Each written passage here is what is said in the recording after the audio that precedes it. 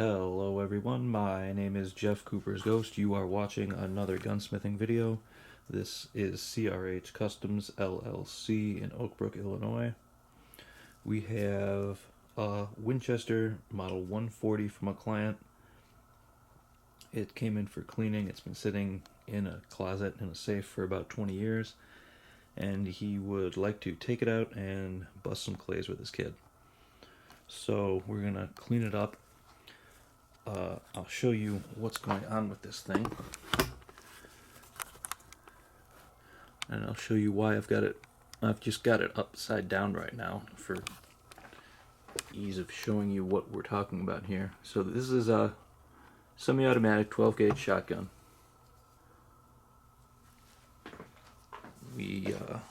Let's open it up. It's very sticky, so you guys will see this in a minute. Let's open it up. It should lock to the rear. There it goes. Now watch when I pull the lever to the rear. It wants to very slowly creep forward. And that's all that gunk in there that's holding it up. Slide release is underneath the loading gate down here. If I press that, nothing happens. And that bolt should come straight forward. If I hold this down and give it a little push, it takes some convincing and it goes forward. So let's get into this thing. Before we actually start any work, I want to show you some reference material. Anytime I have a gun I've never worked on, I like to have reference material.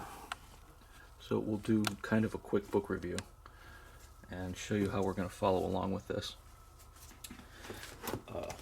Before we get started, this is one of my favorite sources for disassembly. This is the Encyclopedia of Modern Firearms, Parts and Assembly, Volume 1. There is no Volume 2. Of course, it is by Brownells.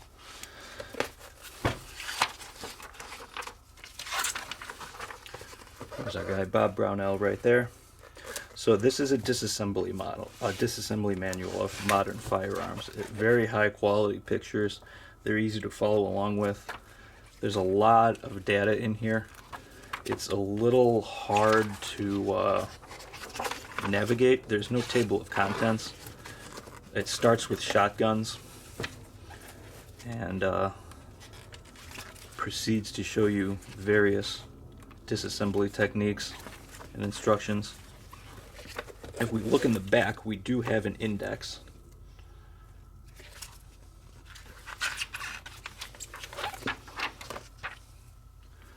And if we look in the back here, I don't see a Winchester Model 140 anywhere. So this time around, this book is of very little help to us. But if you're working on any of these firearms, it's a very good source of material.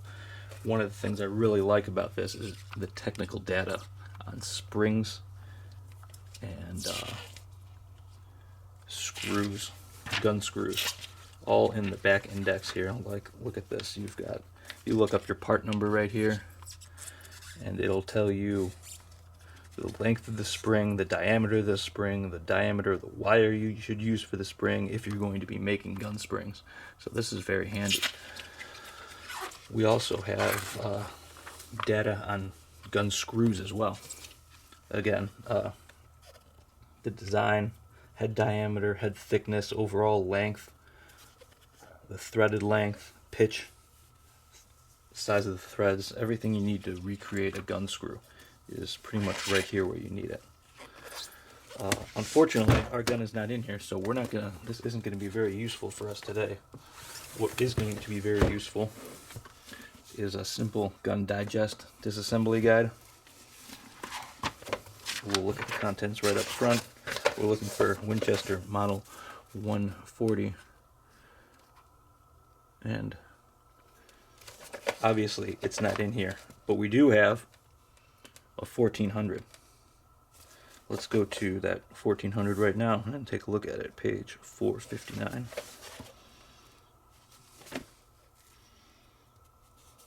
$5.49. And here we go. That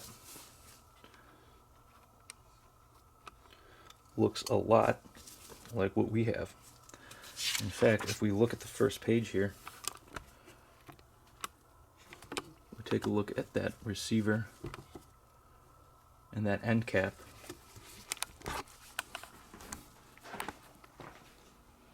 It's a very similar looking gun.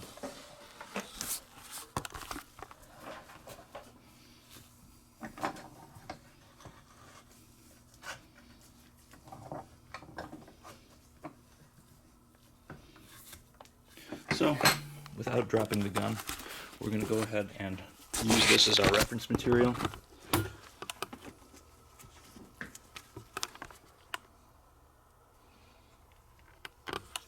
Our first step here is to pull back the operating handle, lock the bolt open, set the safety on safe, unscrew the magazine end cap and remove it. Take the barrel and fore end together off towards the front. Let's come back over here. Now, I gave this a little bit of a look through before we got on camera, so we're not wasting a ton of time here, but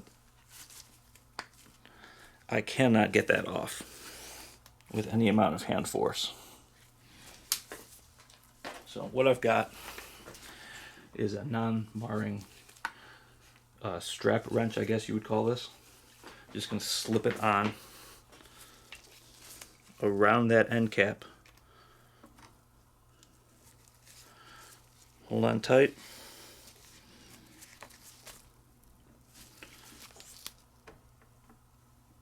Oh, and there it goes. It starts coming off right there.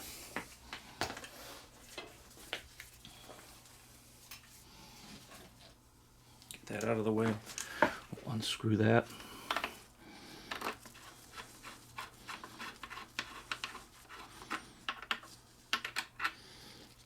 Remove the cap, pull it off to the side.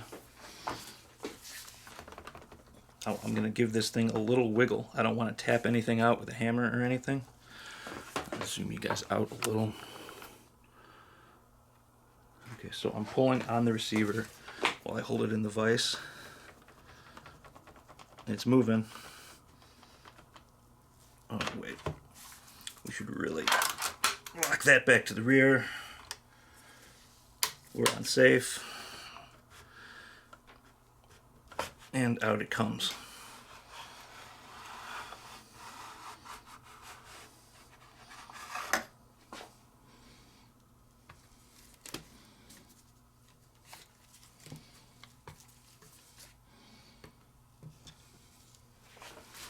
And that is our barrel and fore end.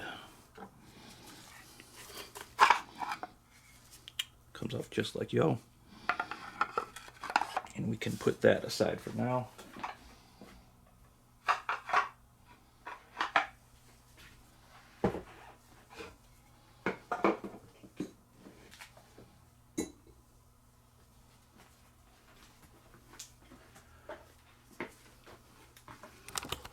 Let's look at the next step in the manual. It says restrain the bolt, depress the carrier latch and ease the bolt forward to close the action to the closed position. Push out the cross pin at the lower rear of the receiver towards either side.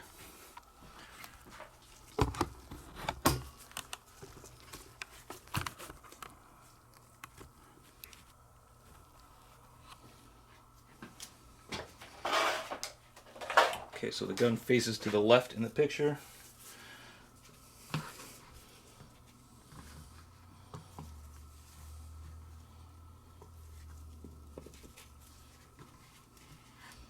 Stack up some armorer's blocks here to lift it up a little.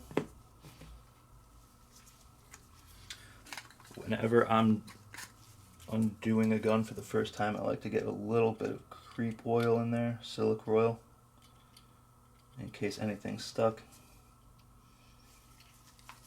Turn it over, do it to the other side too. And I'm just gonna put a little bead of that oil along the seams here and help loosen all of that up.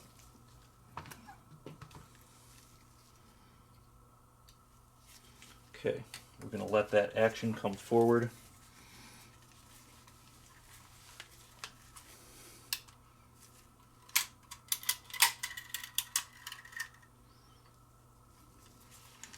Carefully lay it back down. Let's find a big roll pin punch and tap that right out.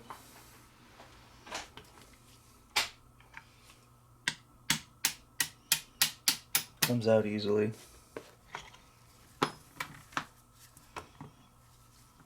Let's see what the instructions say about that trigger group.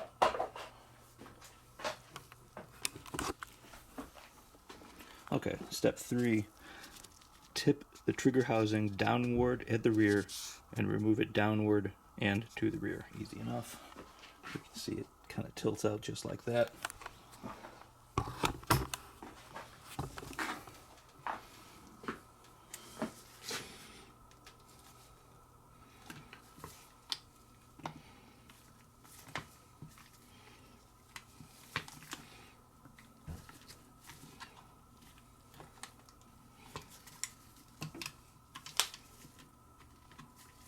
Here it comes.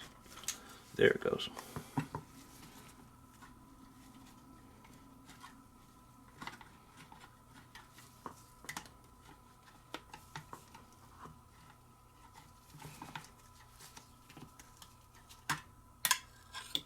Tilts out and comes right out, just like yo.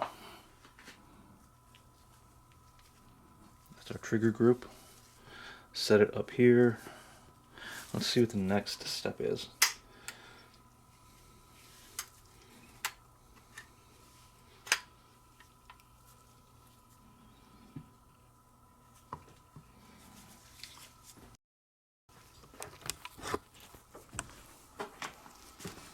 Okay, remove the screw in the center of the left side plate on the trigger housing.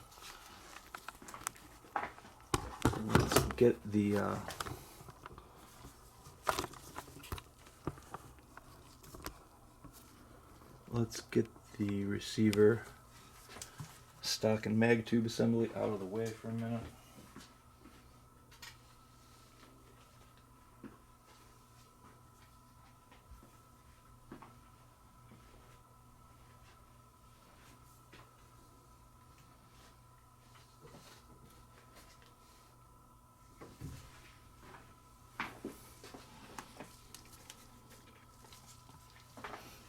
There's our screw on the left side.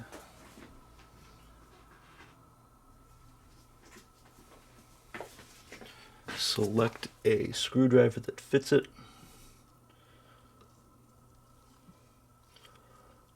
That looks like it might be handy. A little too big. Maybe this one.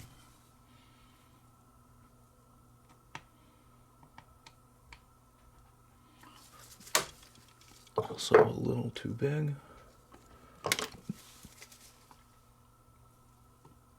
There we go, that's perfect. A little more silicone oil in there, just in case that guy is stubborn.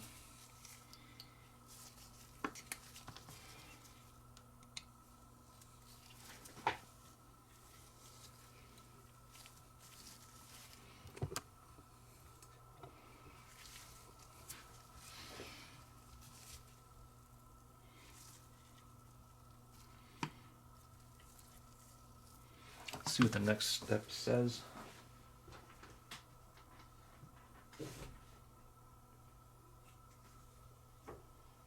Okay, let's go ahead and get that screw out.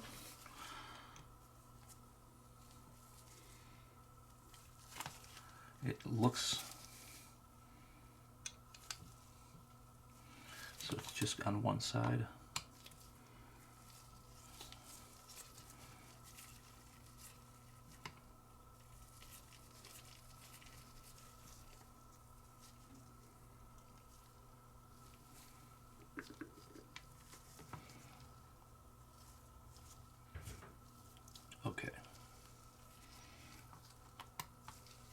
That's our left side plate.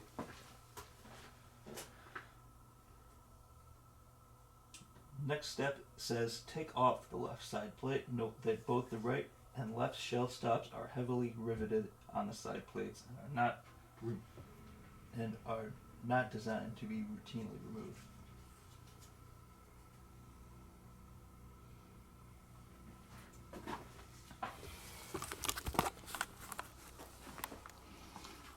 Our next step here, that's our left side plate, staked in place shell stop.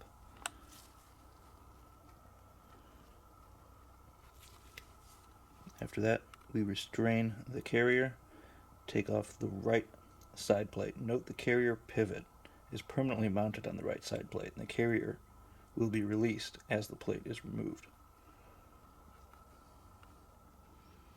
So we see our guy has thumb restraining. It looks like he's restraining some part of the carrier mechanism. That's how we'll do it.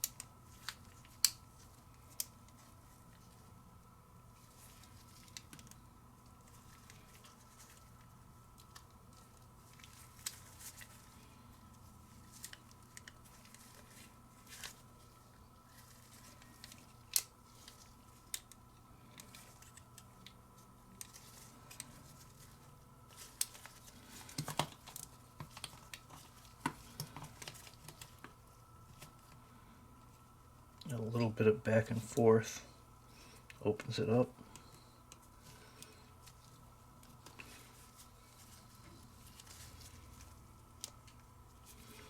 So this pin right here, that's our carrier pin.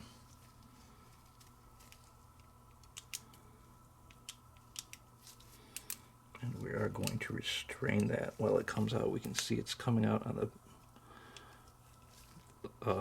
we can see that pin sticking out from the left side there. That's coming out to the right as we take this thing out.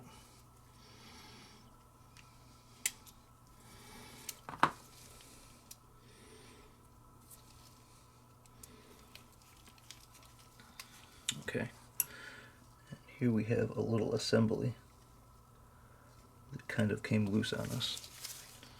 Let's take a quick picture of that so we don't forget these orientation of these parts.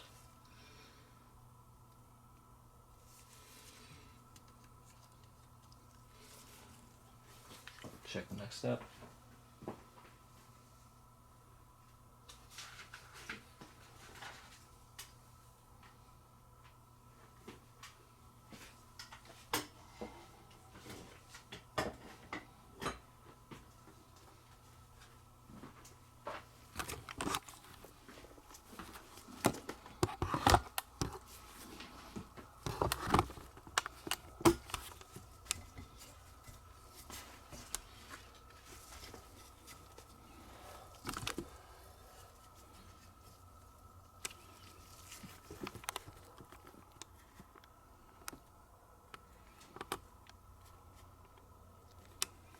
Okay, so far so good.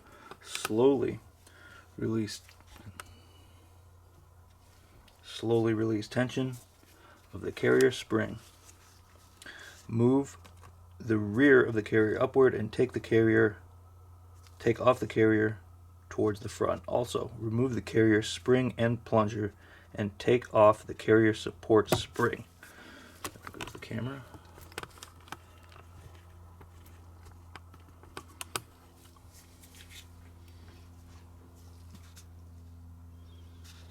The carrier dog is cross-pin mounted on the right rear wing of the carrier and is not removed in normal takedown. If removal is necessary for repair, the pin is drifted out towards the right.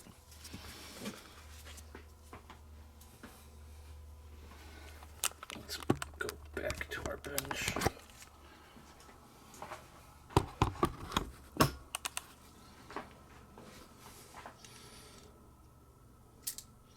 There's our carrier. That's our carrier dog.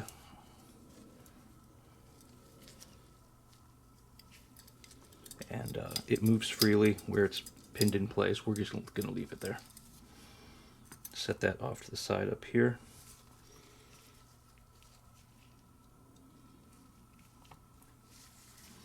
We have the plunger and spring that's behind the dog going in right there. We also have what I believe is the disconnector spring. Tiny little leaf spring that sits in there. Very delicate, easy to lose.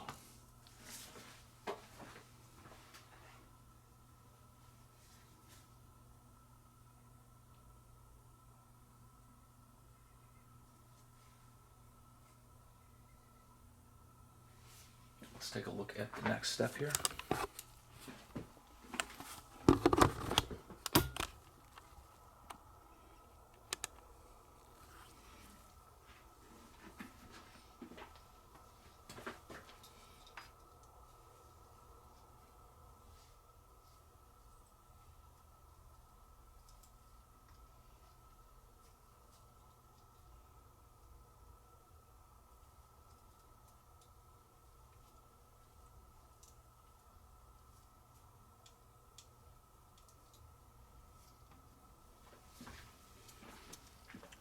Move the safety to the off position.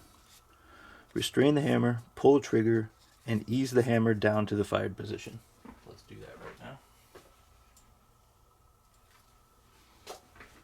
There's going to be a lot of back and forth here, guys.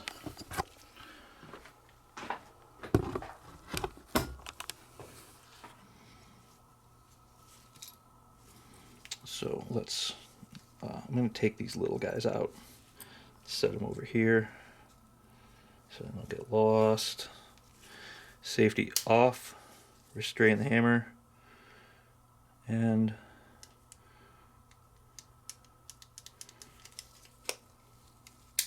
there it goes.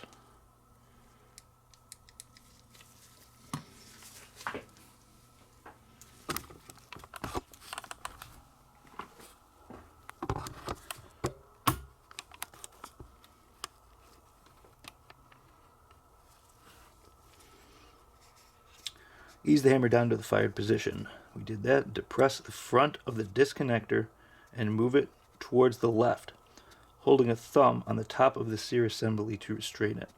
When the disconnector is moved out far enough to clear, allow it to swing upward, relieving the tension of its spring. Remove the disconnector and its spring to the left. So let's the view that they're looking at here, we're looking at this picture, and that is our trigger group right here. You can see our hammer in the forward position. You got that little wing on the right side here. Here's our disconnector. Right there is our disconnector. Press the front of the disconnector. Move it to the left, holding a thumb on the top of the sear to restrain it. When the disconnector is moved far enough to clear, allow it to swing upward, relieving tension on its spring.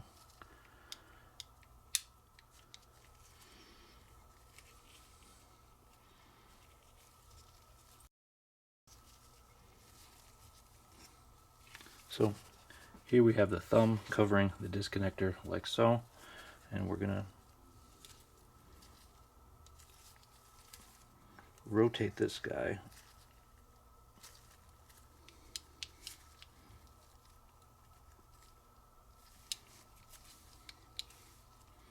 up and out of here.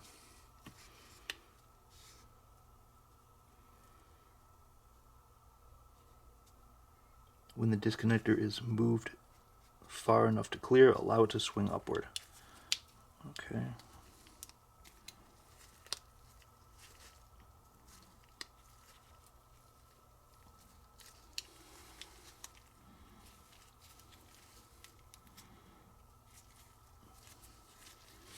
Okay, so this little shelf right here is where it's being held up. We can see it's off the pin there.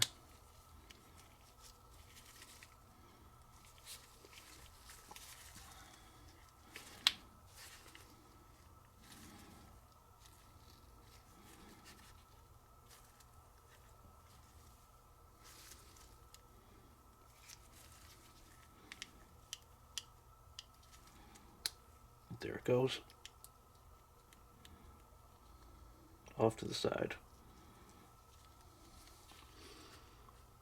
Remove the disconnector and its spring to the left. And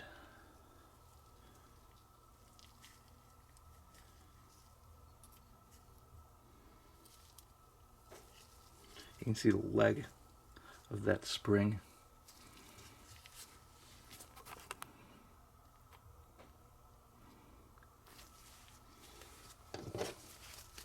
Sits on that ledge right there.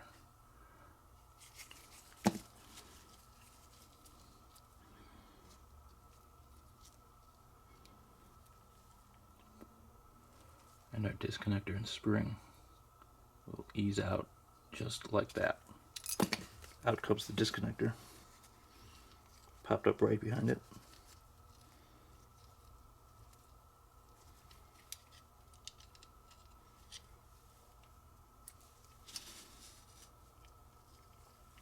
So we're a little step ahead here. Let's get that disconnector off over here.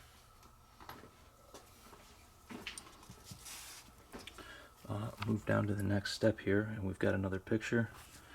Removal of the disconnector will have released the sear assembly, and it can now be taken off upward. The sear and its spring can be removed from the sear bracket by drifting out the cross pin to the left, but extreme care must be taken to avoid damage to the bracket. A normal takedown, this is left intact. So this is another one that we're going to leave intact and leave that pin in there. I do not want to push that out and ruin that staking.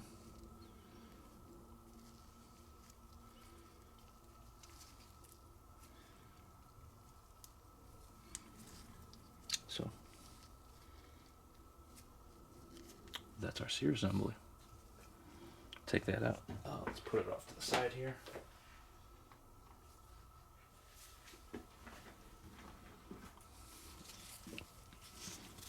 Okay, let's look at step number 10 here. Restrain the hammer and push the hammer pivot to the left.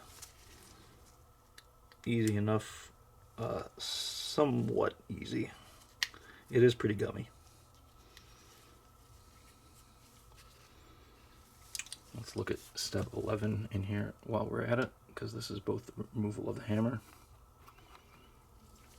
Remove the hammer and hammer spring assembly upward. Nylon bushing and the spring are easily removed from the hammer. So let's go ahead and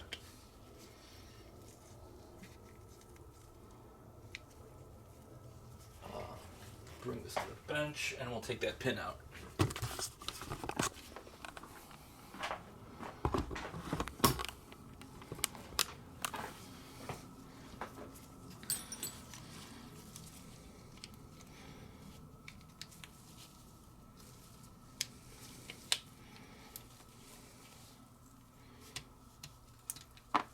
Out goes the pin, and up comes, and up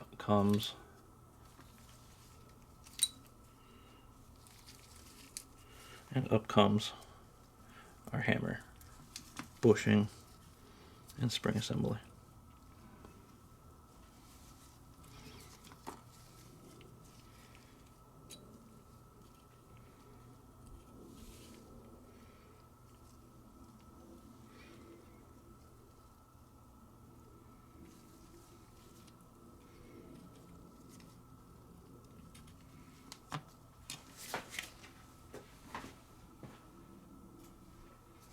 remove the safety button to the left.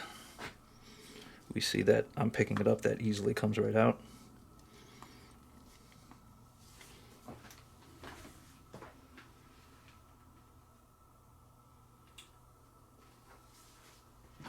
Go back to the book and show you guys this real quick.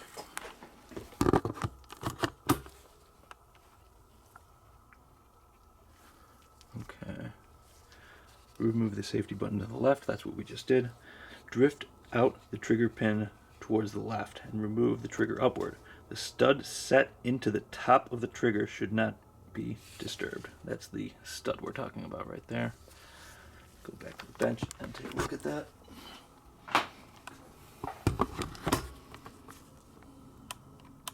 See our trigger pivot pin.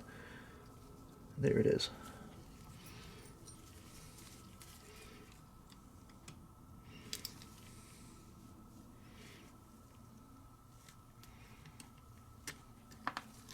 Easy enough. It is a one-directional pin. One side is bigger than the other.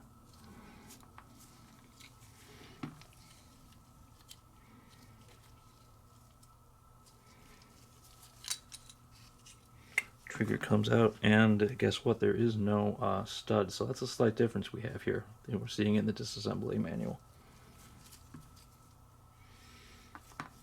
And that's our trigger housing. That's everything.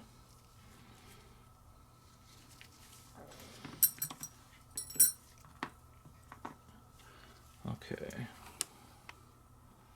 That's trigger housing, disassembly. I'm gonna go check on something real quick and then we'll get right back into this. Okay, we're back. Let's take a look at the next step there after the trigger and everything's taken out of that housing.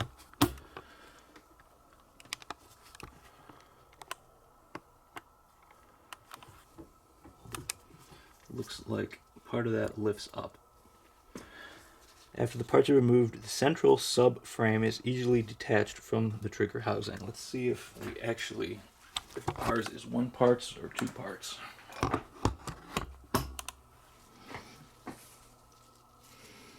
Oh, there it goes. It lifts out just like that. Pretty easy. I'll wipe off all that grease and all that oil in there.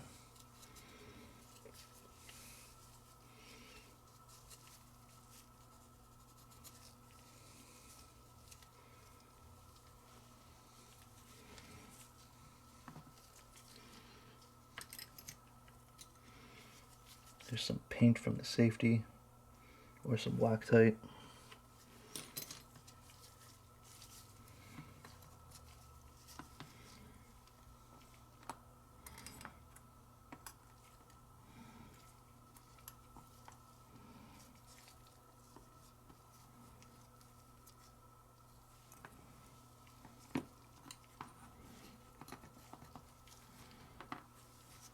Okay, the next step involves the magazine and springs.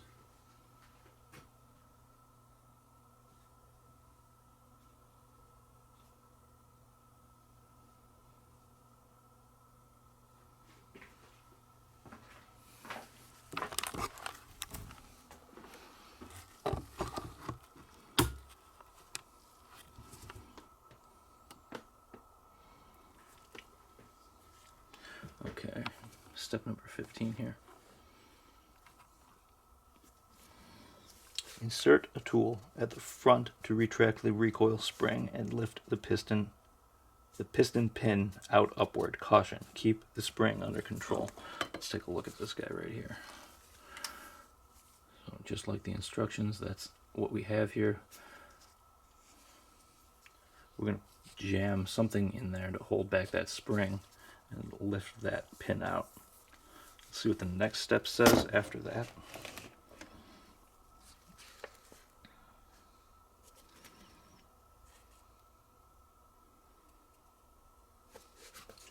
Oh, here we are down here.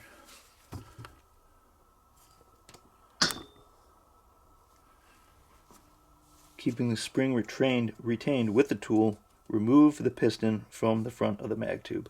Okay, let's go back to the bench.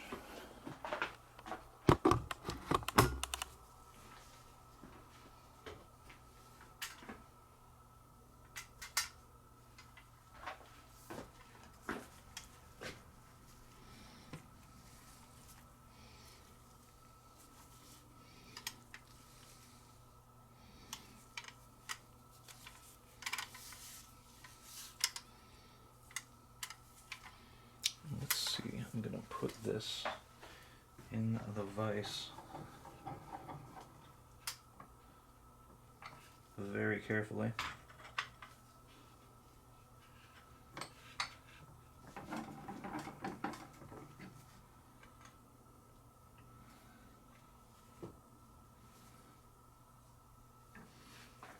Okay.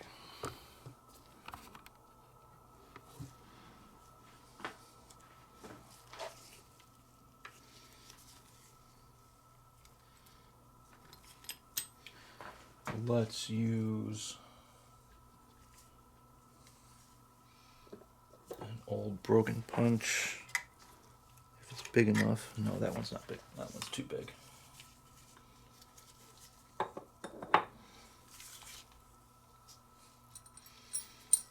I'll use this piece of brass. That should be fine. That part should lift right out.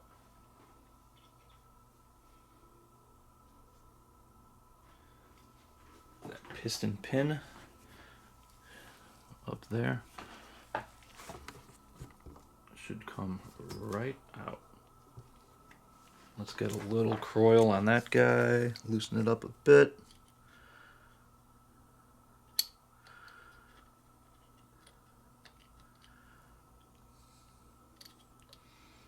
Let's get some around that piston to loosen that up as well, just in case that's going to be stuck.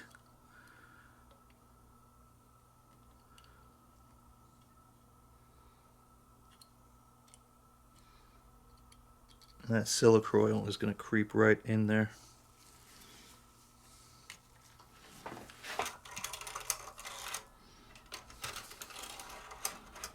Ah, okay.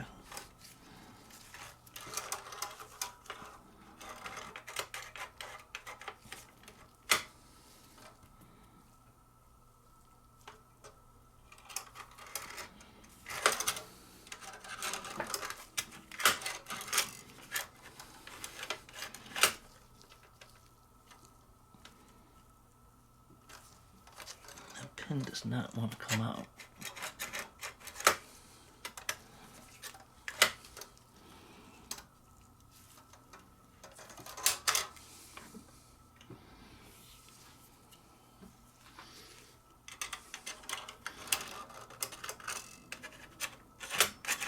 So we've got the spring far enough to the rear that our piston is loose.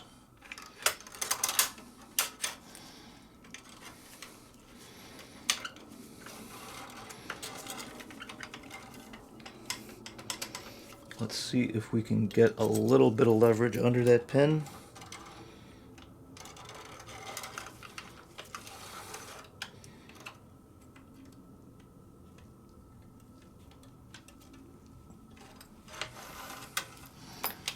No go, it needs a little convincing. And I'd like to use a better pin punch for that. But that might be our only option.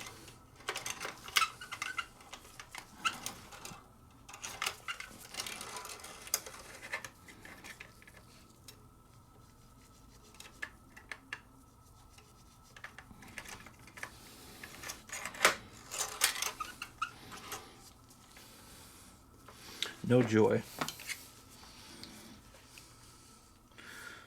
Let's pull that back and get a little more croil in there.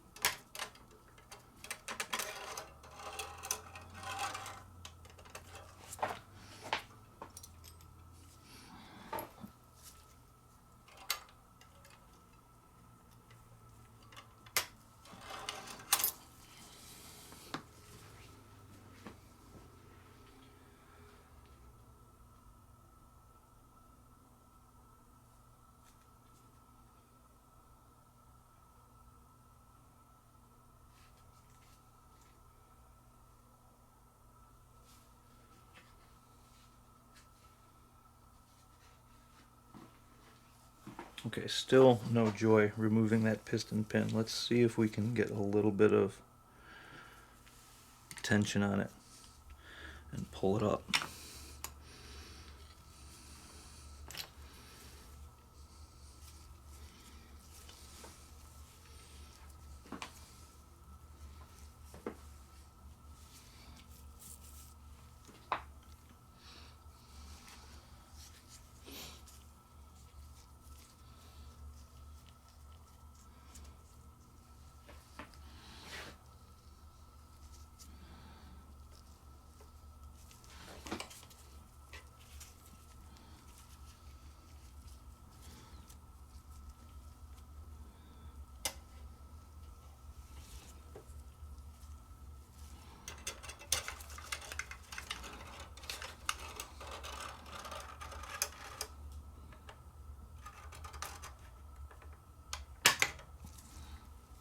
No joy.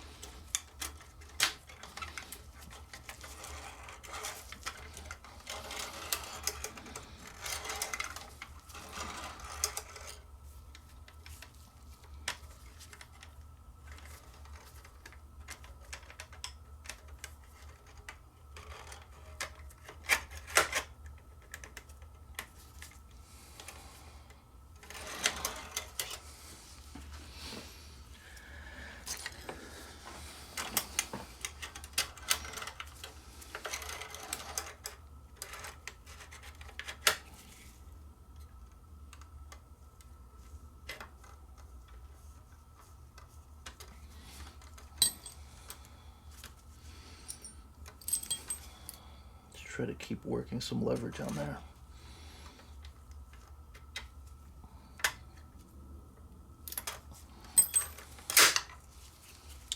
It is not budging.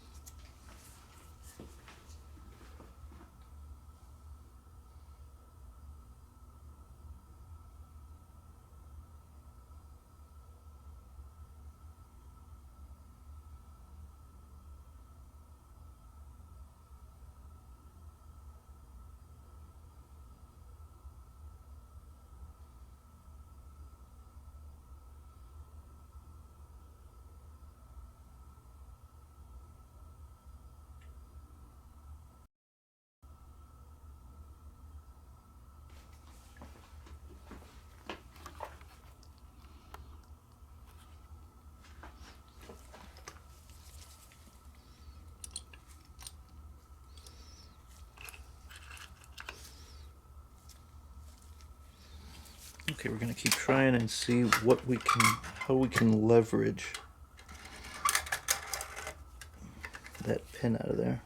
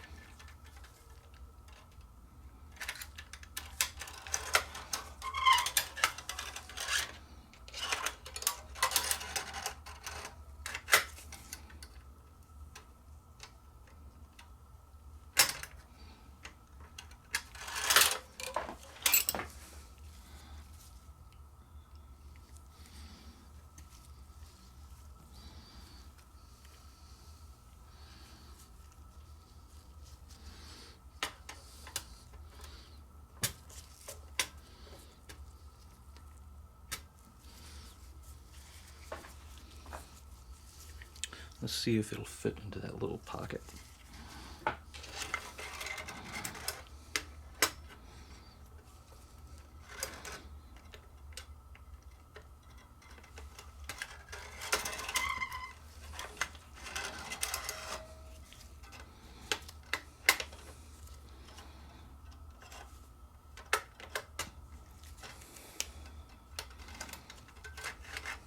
Not enough grip.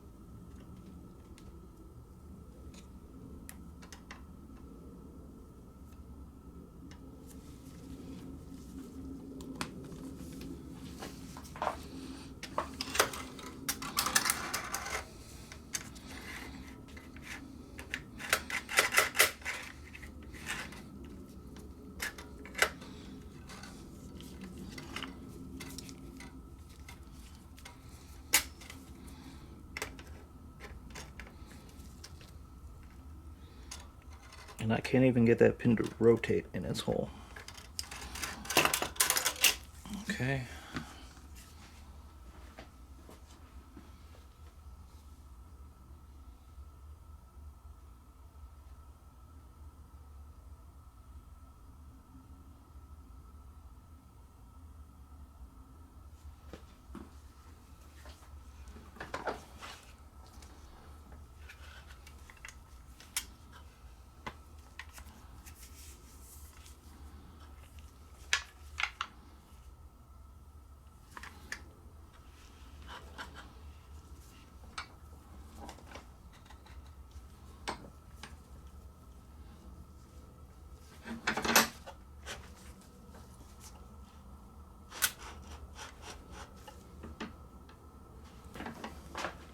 Let's get a little better purchase in the vise.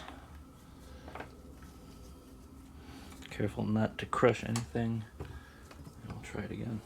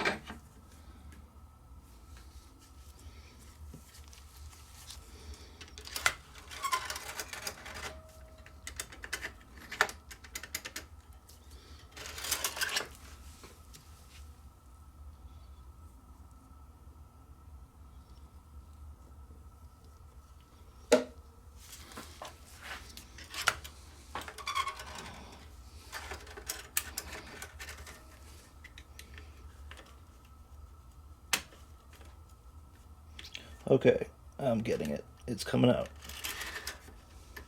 So I'm just, ooh, come on, I want you guys to see this. So I'm gonna pull back. I've got a thin screwdriver here. I'm sliding that under our pin.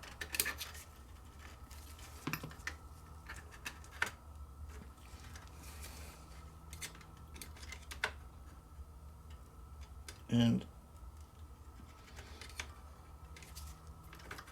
out it comes. There she goes. Ease that forward slowly.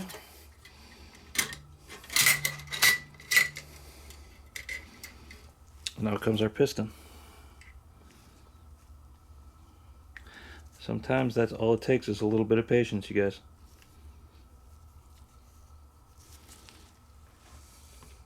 I lost the pin. Shit. There it is.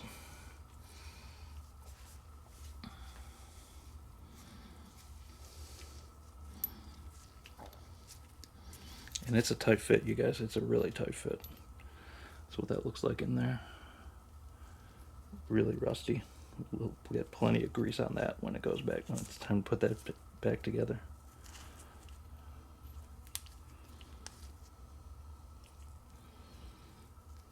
And that little detent there, when we put this in to the piston, that's what where our spring sits. And when the spring is forward, it holds that pin in place. That's why we pulled back the pin. Not bad.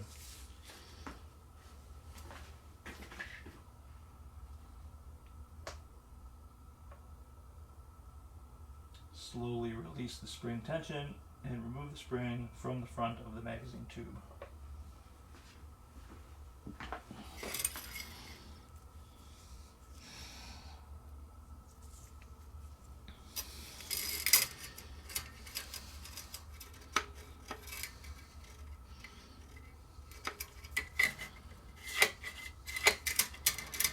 So that is our return spring, you guys. This isn't our, this doesn't, well, it kind of pushes our magazine follower, but I'm pushing on the magazine follower inside the receiver here, and it's got some spring tension. So there is another spring inside of that magazine. Take this out. We'll be thoroughly cleaning that. Let's take a look at the next steps.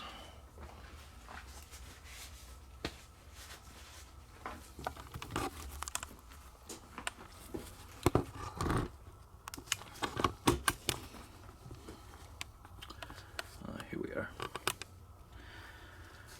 Tilt the action slide bars upward at the front, move the bolt towards the rear, and remove the action slide towards the front. There's our action bars. They should lift up just like that.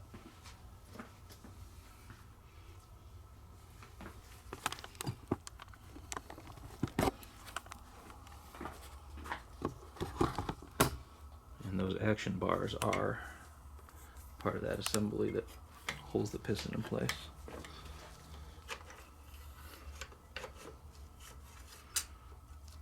Comes right out.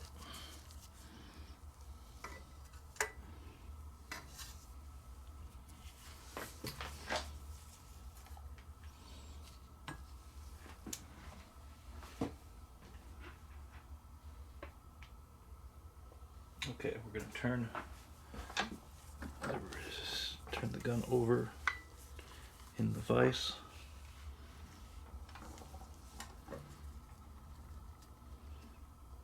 And I'll show you why in a second. Let's look at the next step.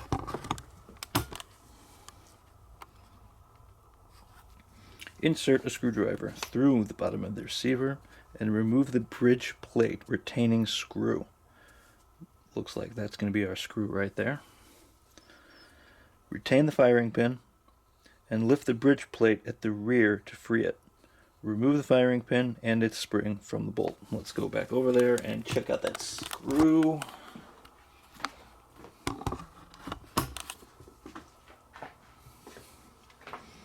Oh, over here. And what do you know it? There's our screw right there.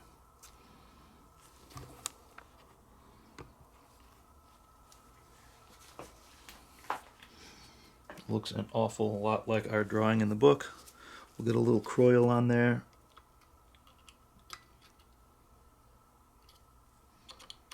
And let that creep in.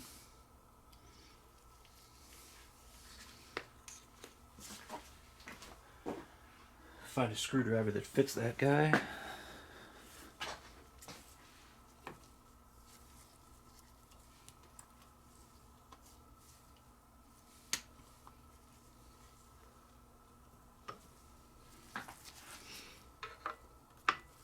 Perfect fit. and it eases right out. Let's take a look at the notes real quick again. Remove the bridge plate retaining screw, retain the firing pin, lift the bridge plate at the rear to free it. So this little guy here is our firing pin. We'll retain that.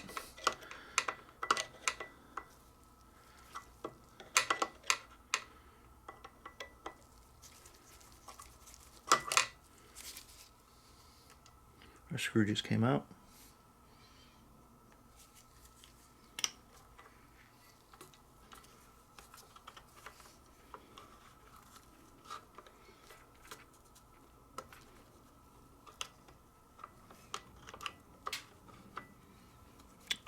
Okay, so that doesn't want to come out. Oh, here it goes. There it goes. I just moved it. So that plate is attached to our cocking lever.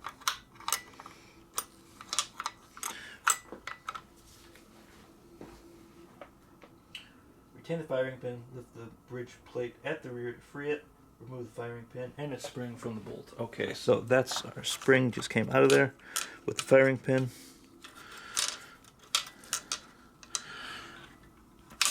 Comes out just like yo.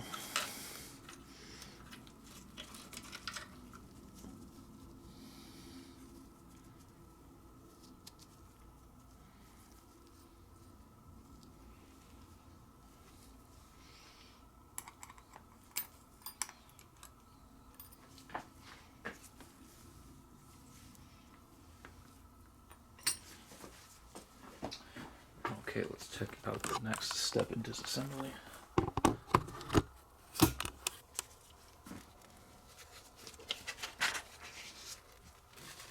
Insert a screwdriver. Oh, you guys can't see that.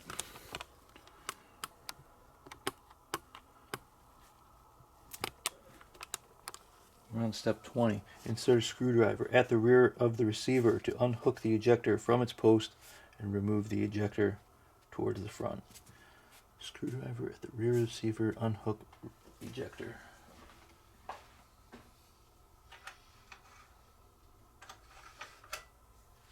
Okay, I'll show you guys what they're looking at in there. So you can get some more light.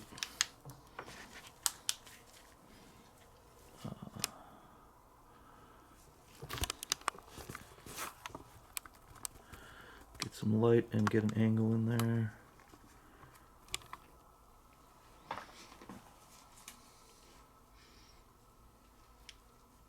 To show you what I'm talking about. Okay, so our ejector is in there. And that is the post they're talking about right there. We are going to insert a screwdriver at the rear of the receiver to unhook that ejector and remove it towards the front.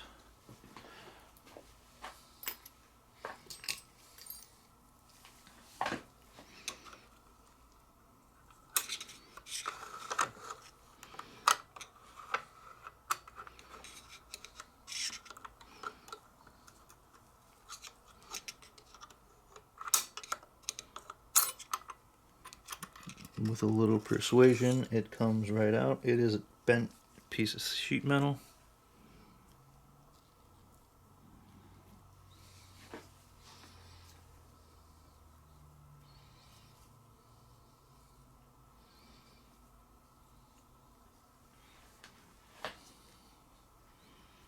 Kind of has a bend in it.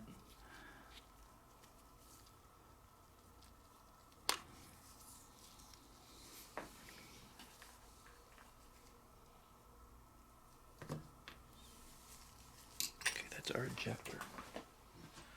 Okay. Tip the operating handle forward, turn the plate as shown, and remove it through the ejection port. Let's show you guys that.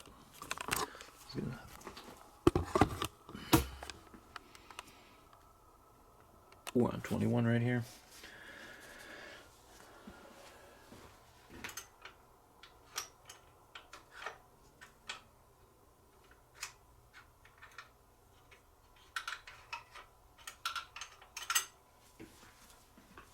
says tip the operating handle upward. Turn the plate as shown and remove it through the ejection port. Okay, that's a little funny. Let's take the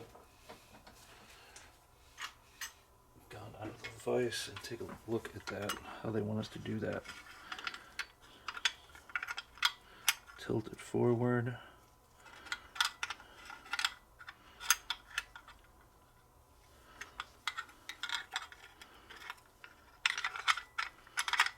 It looks like we're going to take that plate out through the side, through the ejection port. Oh, just like that. It's going to come out just like that.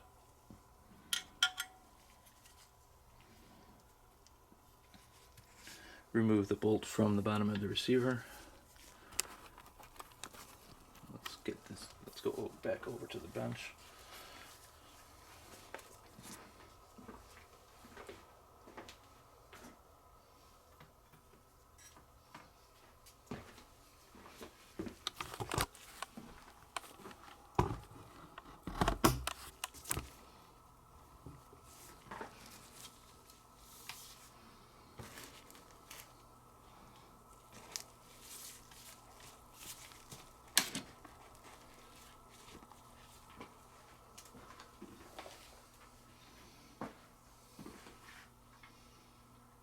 Remove the bolt from the bottom of the receiver.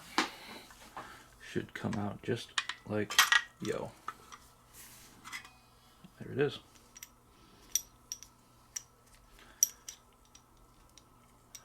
Look familiar? Kind of like an AR-15 bolt almost-ish. What do you know? Gas-operated shotgun. Okay.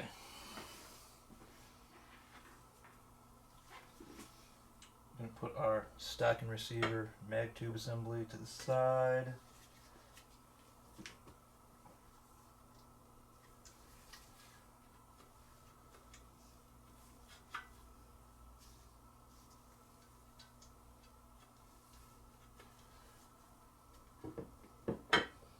Okay, let's look at the next step real quick.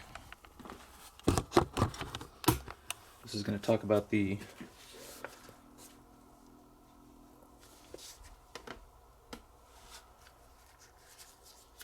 carrier latch, they call this. Okay, drifting out the roll pin at the front tip of the carrier latch will allow removal of the carrier latch spring and its retainer towards the front and the latch towards the rear. Caution. When the pin is out, these parts will be released in both directions, so restrain them and ease the spring tension slowly. In normal takedown, it's best to leave the carrier latch in place. We may do that. I also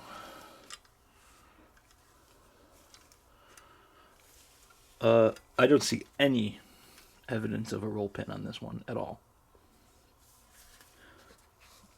Drifting out a roll pin at the front tip of the carrier latch. I don't see it. This is also a plastic part, so I'm not really going to mess with this. I don't feel like replacing a broken plastic part. It's best to leave the carrier latch in place, as its front edges are easily broken during removal. Magazine system is another area that should not be disturbed, as removal and replacement is particularly difficult, with a good chance of damage to the parts.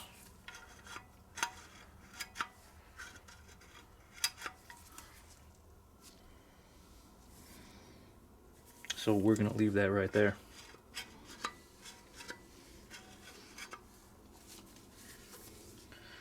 Okay, receiver, stock, and magazine we're going to leave alone.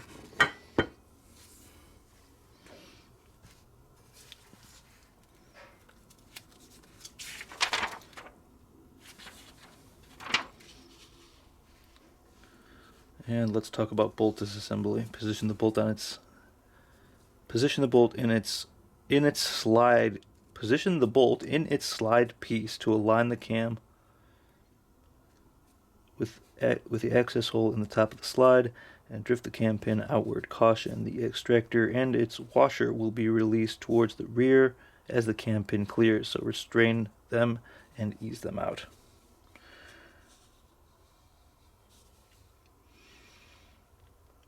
The extractor spring and its washer. Okay, let's go back. Let's take a look at the bolt.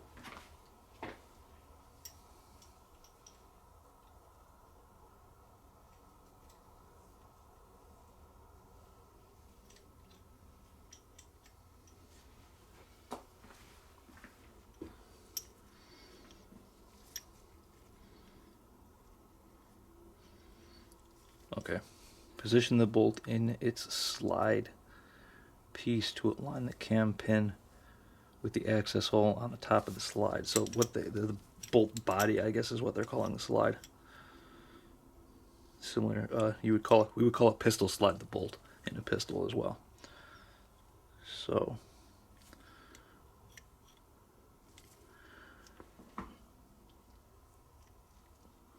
we can see that that's our access hole, that's our cam. Let's go back to the bench again. Bring you guys with me.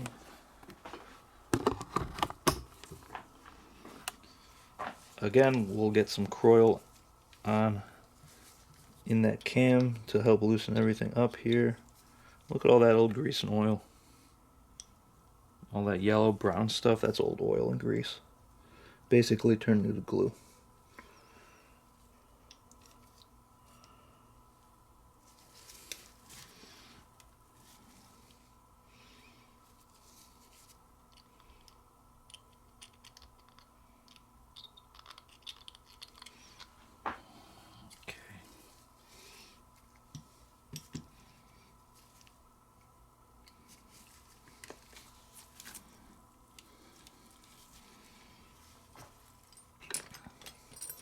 Let's see how it likes being pushed out with a pin. And it wants you to retain the extractor because its washer and spring come out with it.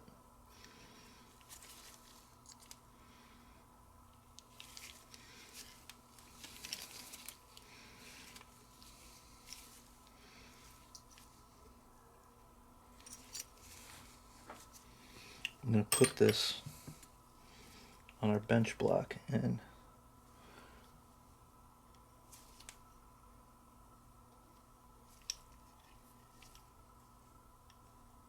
give it a little bit of persuading.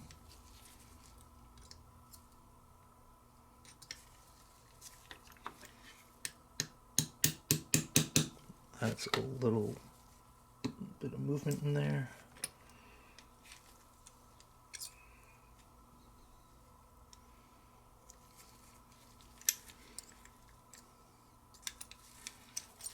Give it a little more push.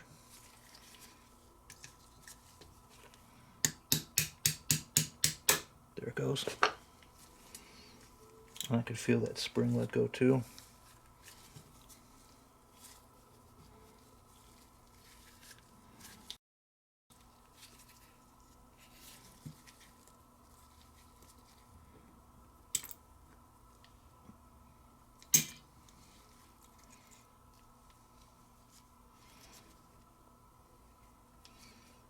Okay, so there's our bolt.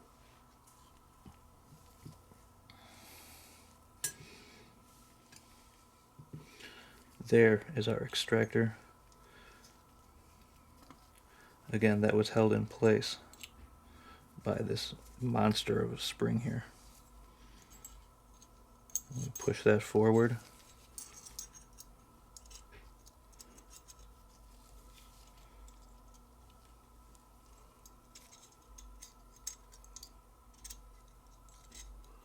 I said when we push that forward, it holds the extractor in place. And of course this is a little bit of a washer behind there. So that'll be fun to put back together.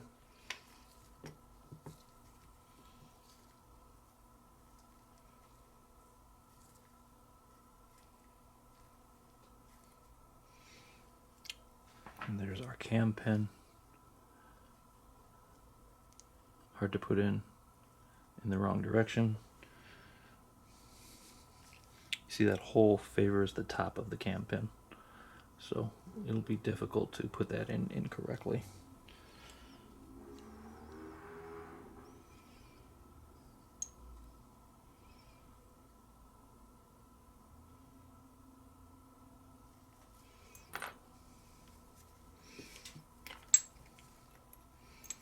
It'll also be difficult to put it back in correctly because we have to compress that spring all the way and its washer all the way forward.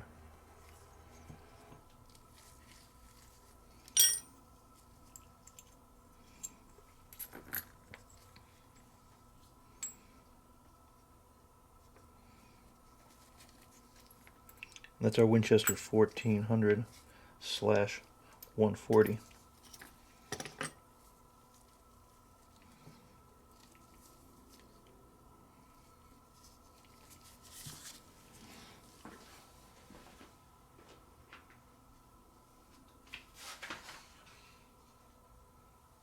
And the next page is reassembly tips.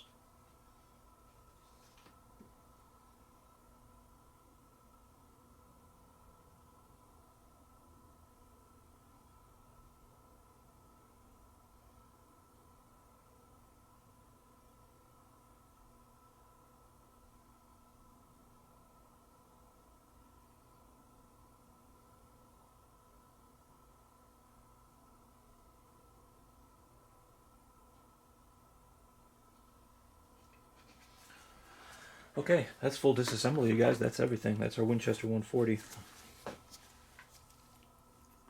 It's about my dinner time, so when I come back, I'm gonna go eat, come back, and we'll clean this thing up, clean the barrel, and reassemble. Stick around.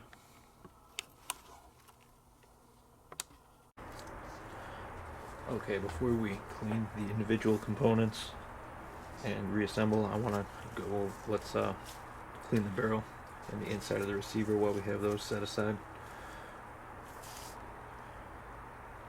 We have Winchester 140 Ranger model. We've also got a Winchester wind choke system, choke installed, little indentations for a choke wrench. I'm sure this thing is locked in there, so we'll get some coil in there and let that creep in while we clean it.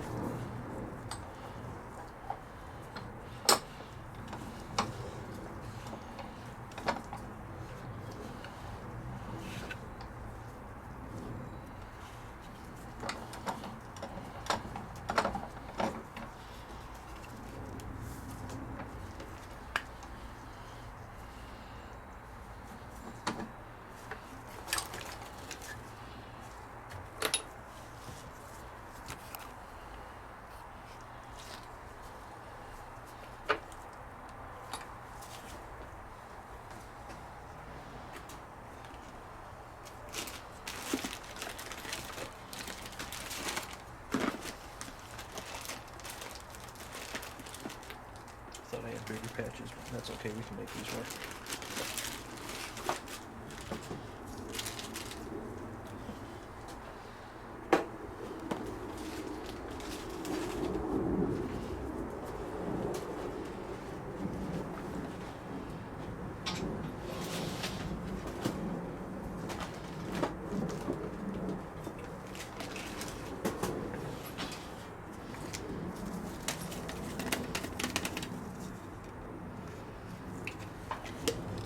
Butch's Borsheim, pretty much my go-to for cleaning a barrel.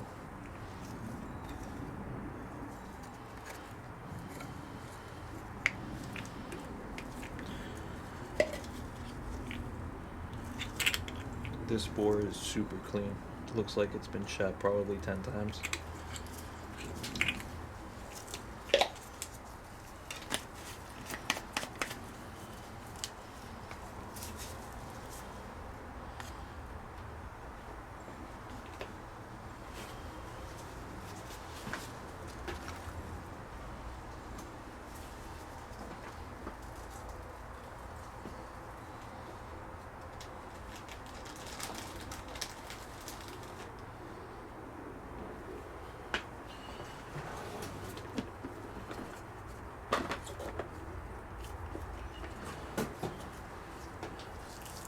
brush and a jag.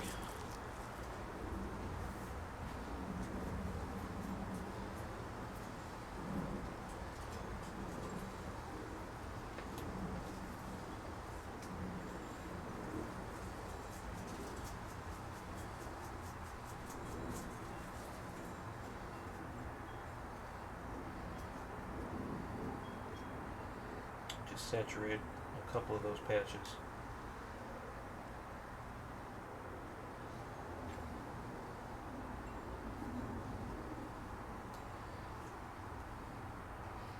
Grab it around that brush and push it through.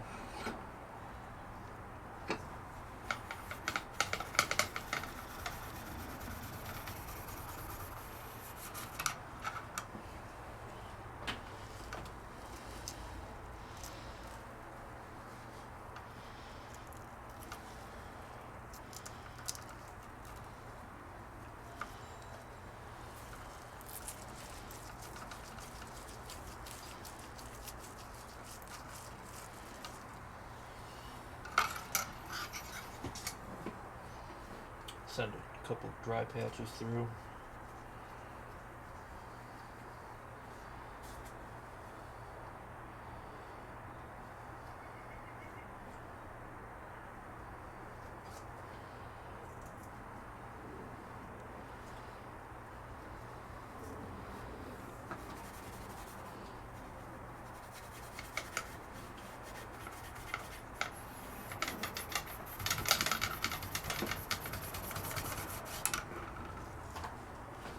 Okay, so we'll put some more bore cleaner down there for sure.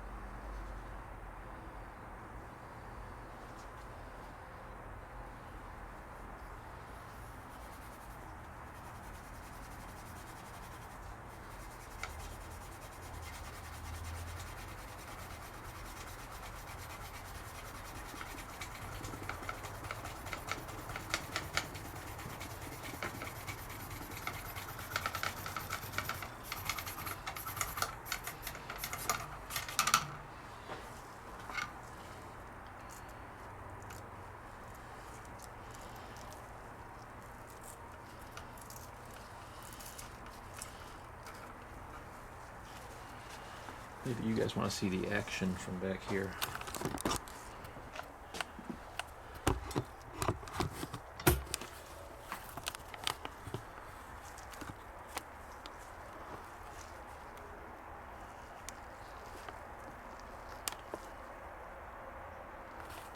That's pretty cool.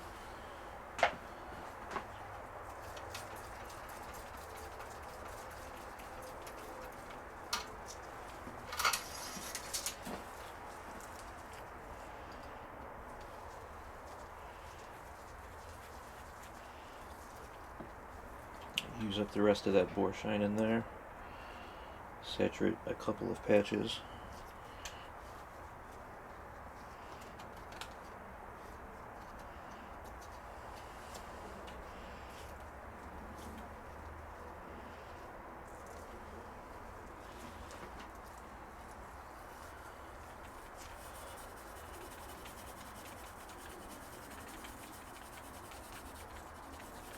And someone's going to see this and watch me go back and forth throughout this whole length of the barrel and say something about me harming the barrel. There's nothing wrong with progressively scrubbing down the bore of either a rifle or a shotgun.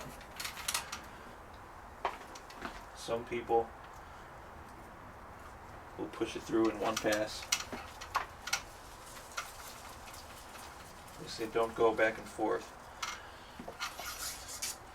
because you're going to pull this metal back on the brush or the jag and mar the inside of your barrel. I promise you, you're not. Maybe your cleaning rod scratches it up, but I've got 3 or 4 of these Dewey rods, and I love all of them.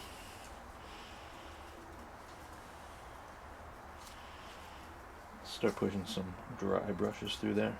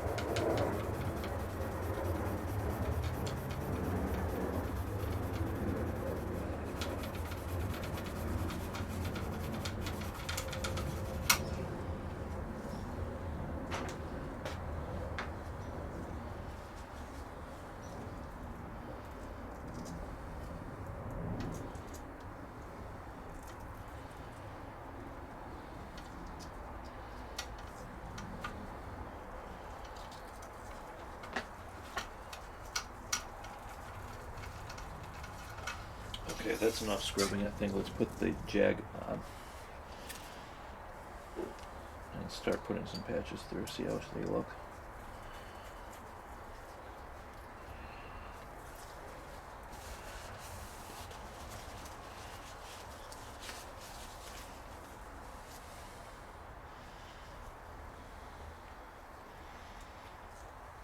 See how one patch moves through this gun.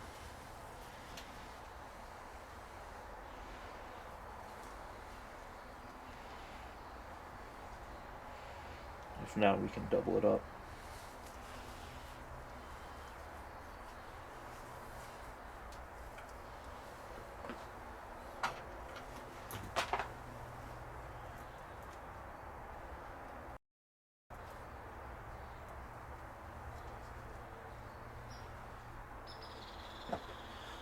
Got pretty tighter down at the choke, and that's how she turned out.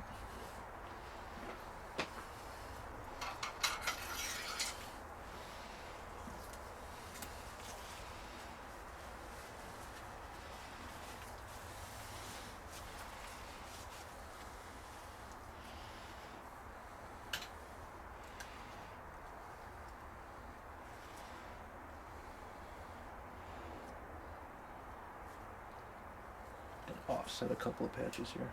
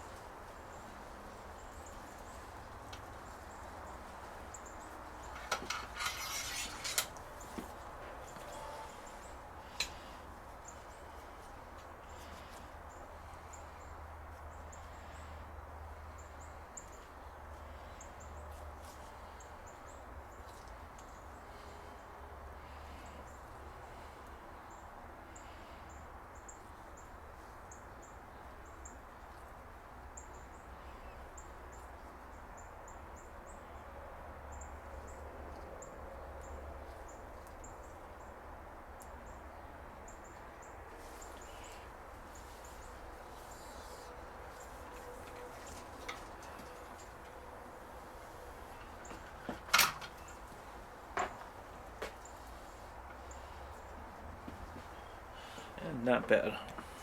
A little discoloration from getting the rest of that solvent out, but all the old carbon is out of there.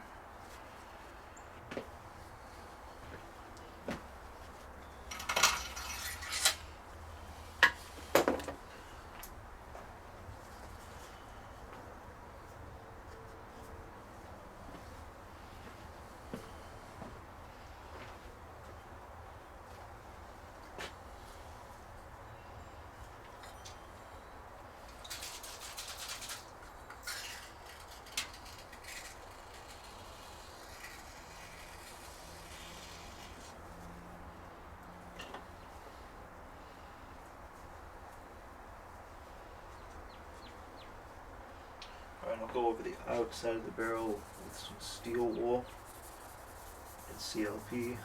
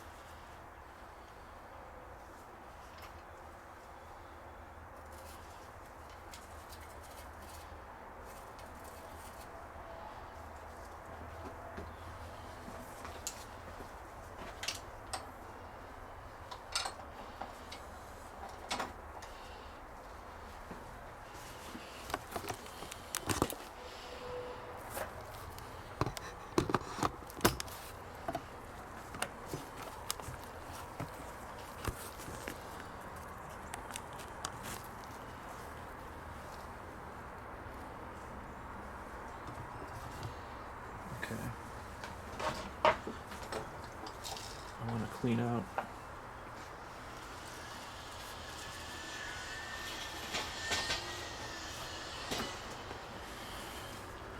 Those locking lugs in there.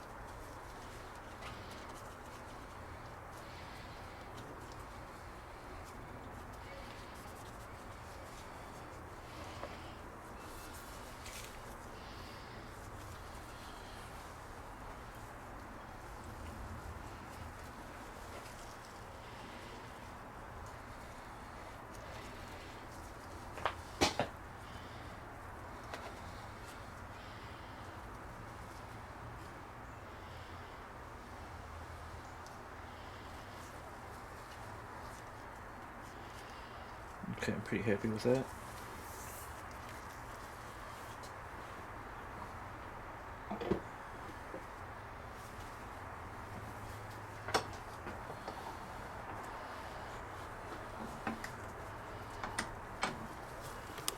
Okay, this is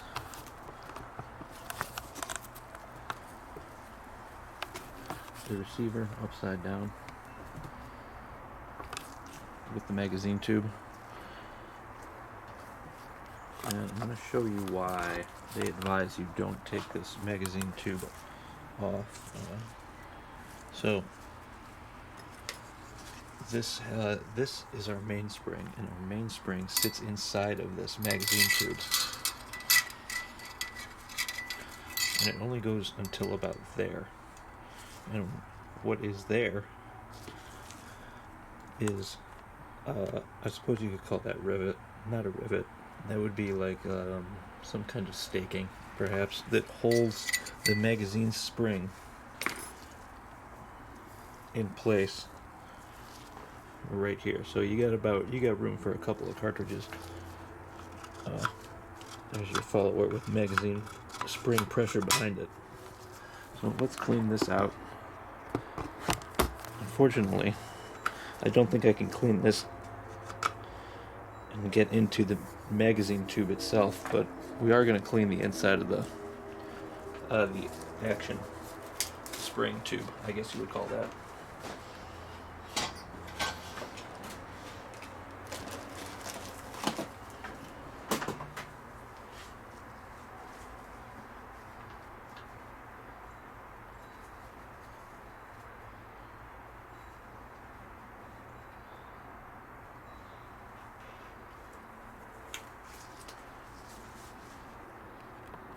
Okay, let's get into the receiver.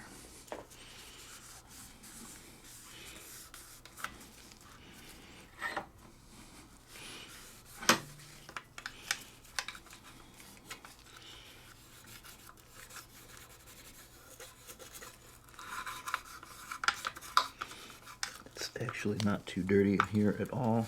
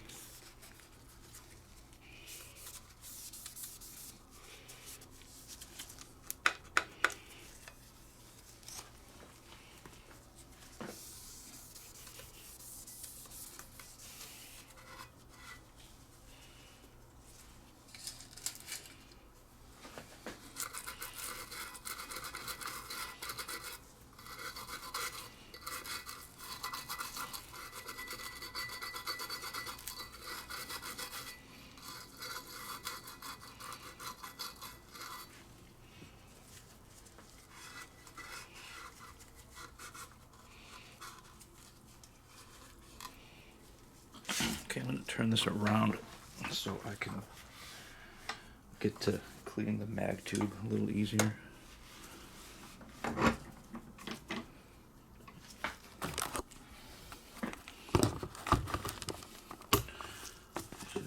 From this angle, I'm just going to use that bore cleaning brush and scrub the inside of that magazine well tube. A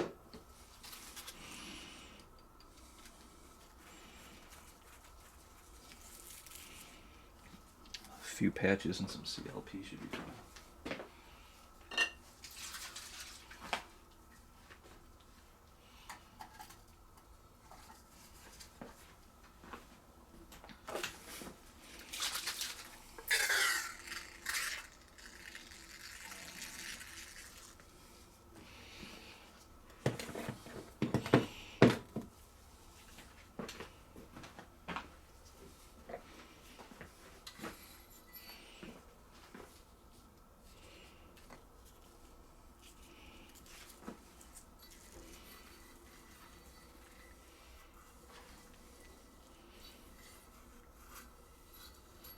Those came out pretty nasty.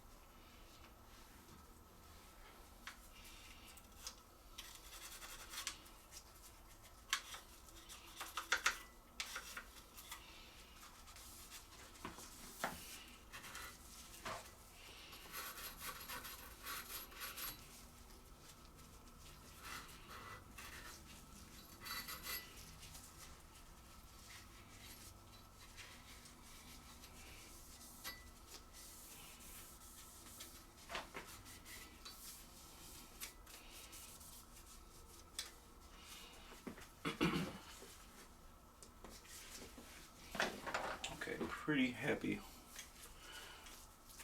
with the receiver cleaning overall.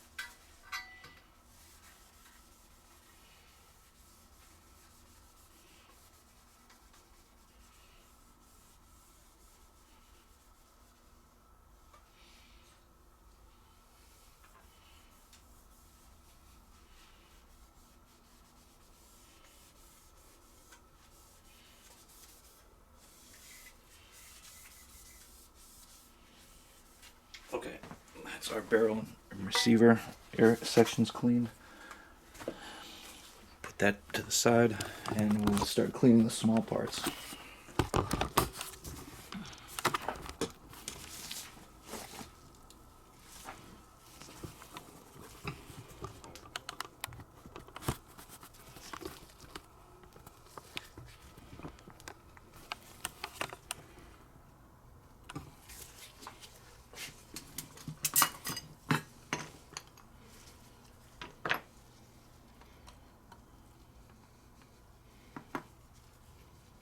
Start with the bolt.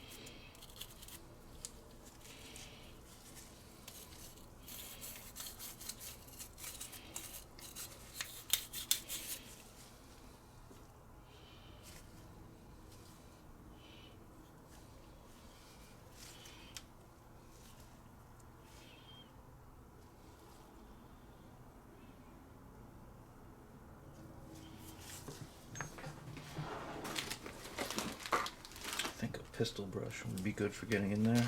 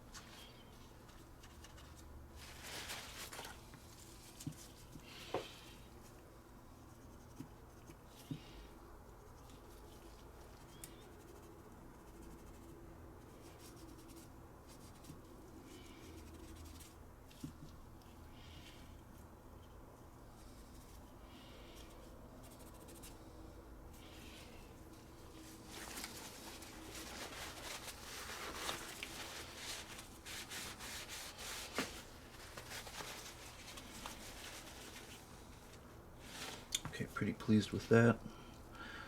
Let's clean our cam pin, firing pin, and its spring.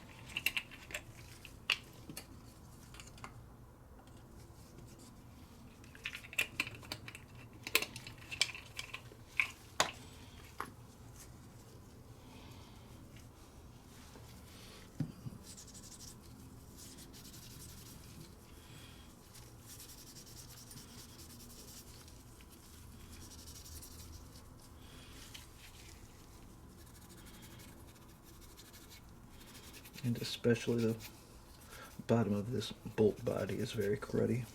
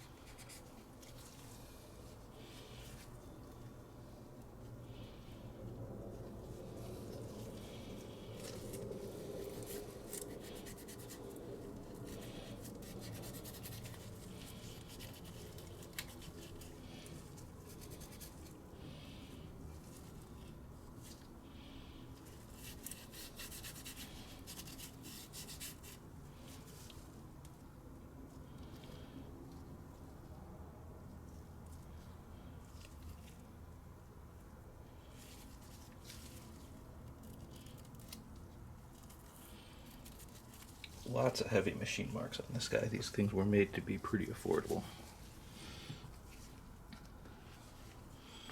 Let's see, let's do our firing pin and spring.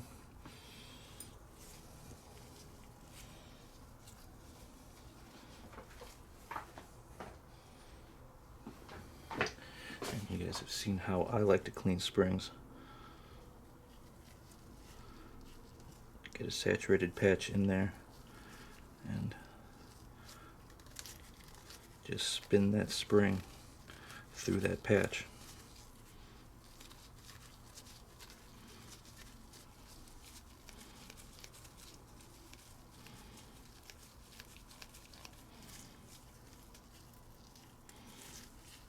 And all that dirt on that just one area. Let's see how much came off of that spring.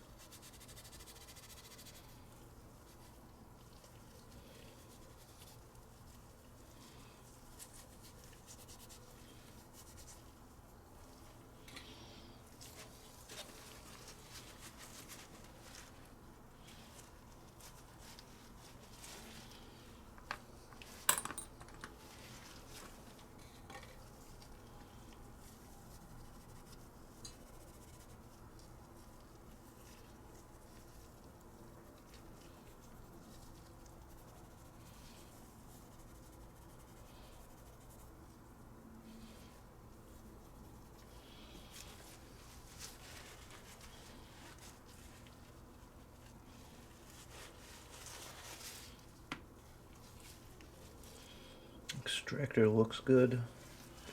Just gonna get all of that grimy old oil off of there, all those little yellow stains.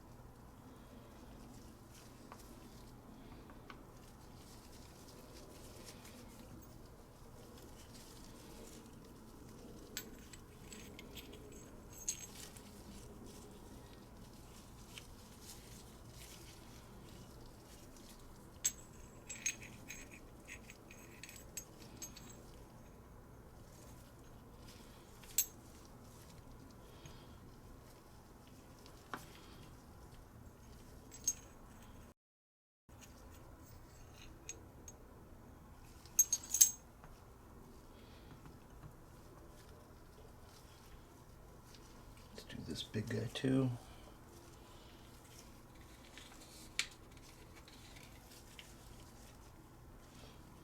I think I'll use it right for that.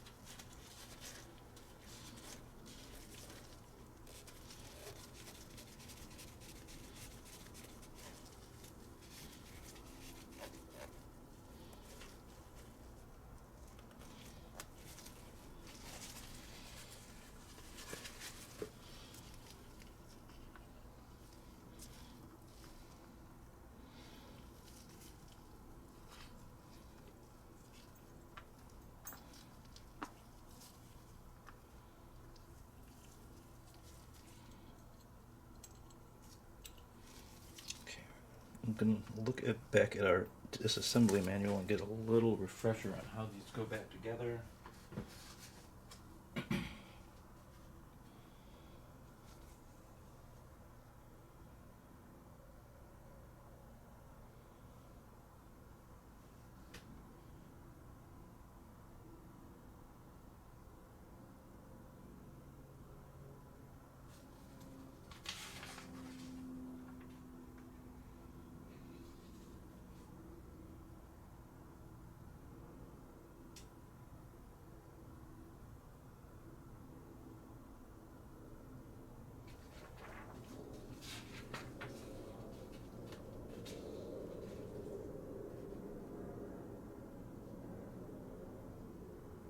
Okay, so the extractor spring and its washer go in just like that. Extractor, so the extractor spring and its washer go into the bolt body, and those parts are held in place by the cam pin in the bolt. Let's call that the carrier. So it's going to go like that together. We want to make sure our extractor is on the right side of the gun when we do that. There goes our extractor.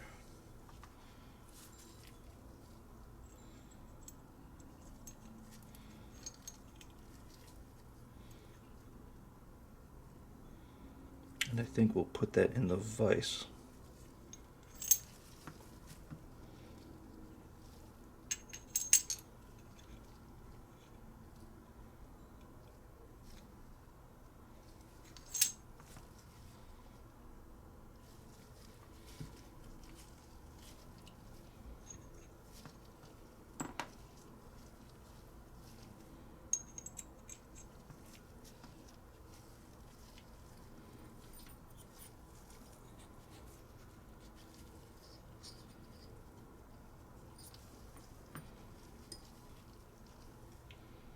Okay, there is a tip.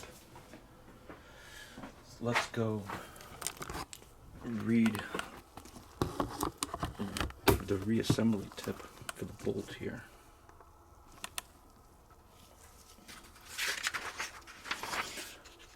Okay, here we are.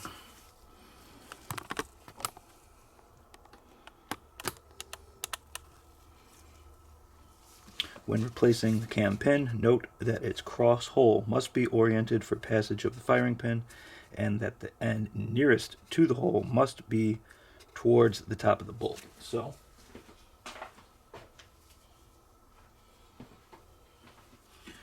we have our bolt carrier here. We have our camming pin.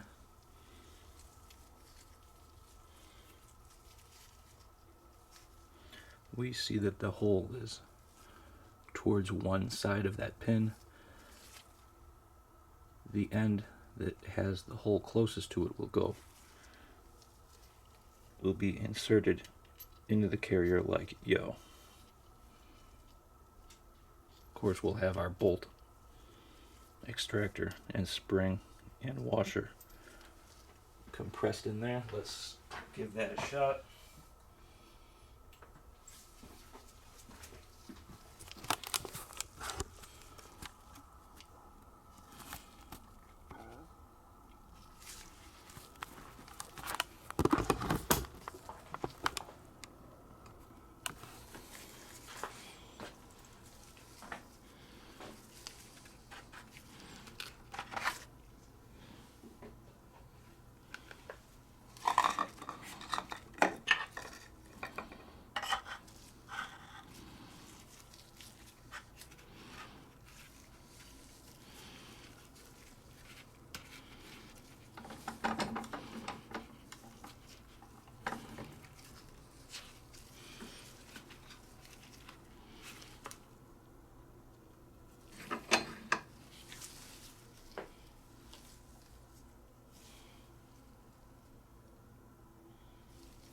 Let's make sure we're oriented the right way. So this would be the front of our bolt. This would be the right side. So that's the side we want our extractor on. So when we turn it upside down, we want that side with the extractor pointing towards us. Like that.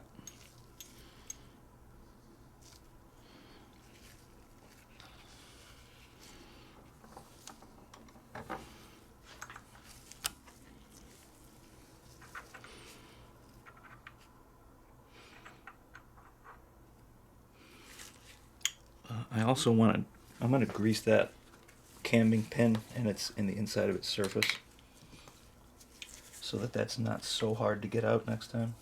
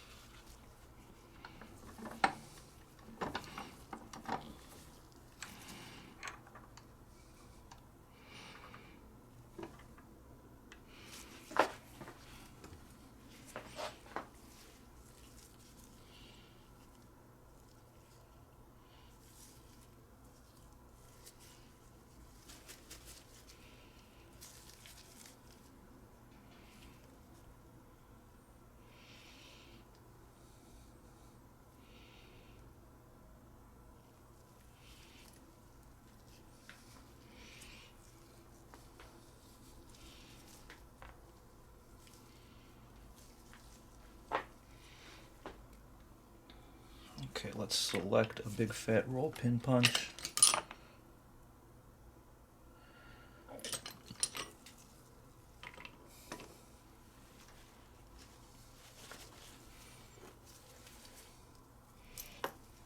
There goes our washer.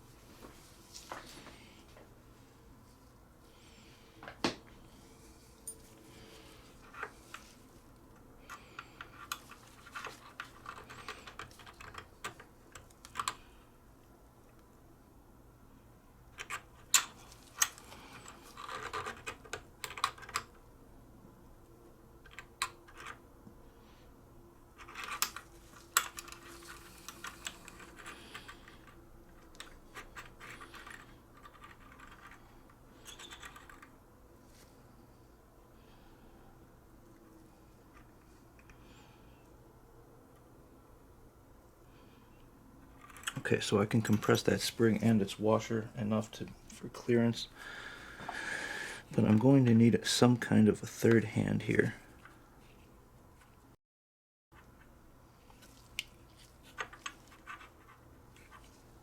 To hold and compress the bolt, because I'm just pushing the bolt out. Something needs to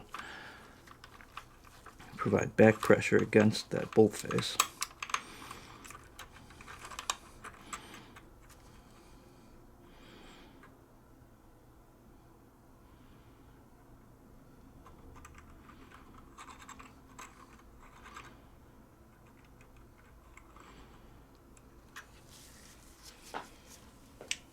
How I'm going to figure that out.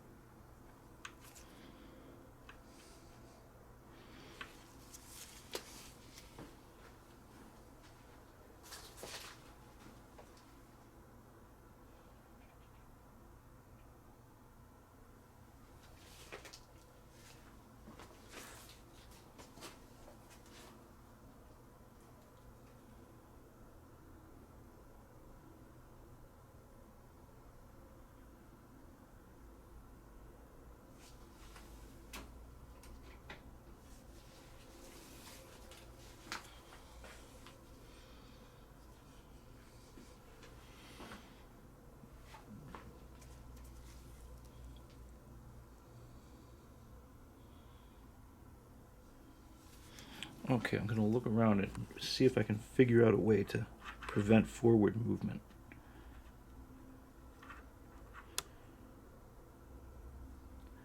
Of that bolt while we compress that spring. Be right back. Okay, welcome back everybody. I did a little thinking and decided on a solution to hold forward pressure on this bolt while I compress that extractor spring and washer. So I've got a block of aluminum here, and I'd like that block to sit right in front of our bolt face. I can clamp it in the vise, and that will hold pressure in front of that bolt face while I compress the extractor washer and its spring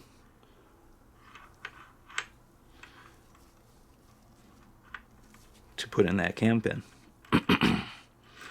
Now, if I just stick a block in there, if I just cut that block to size and stick it in there, it's going to be bearing against. So if I put a block in there and just put it, vice that block in there, you can see if I press forward, it's going to be bearing against that extractor. And if I push from the rear against just that extractor, it could damage it or break it. So what I'll do is cut a width of, or a section of this block out. I'll make it the same diameter, or not diameter, I'll make it the same width as our bolt carrier, and I'll cut a small slot into the side of it, a little recess to accommodate that extractor, so all the pressure goes against the bolt face with no pressure on the extractor at all. Let's go do that now. I've got a bandsaw for cutting metal. We'll just cut that to length, and then I'll chuck that up in the mill, and we'll cut a small slot in there. Stick around. Okay, we're back. A dinosaur story. I'm kidding. Okay, so here's a little block I've cut out from that larger piece of our aluminum. I'm not going to mill this down really at all as far as the faces and sides are concerned. I've just chamfered the edges a little so it's easier to handle. And you can see, same width as our bolt, within some amount of tolerance. I can fit it right in my vise, and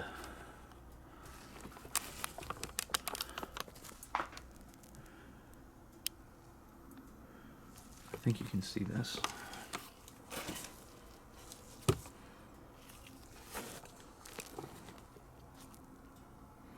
And there's our extractor. So you can see I have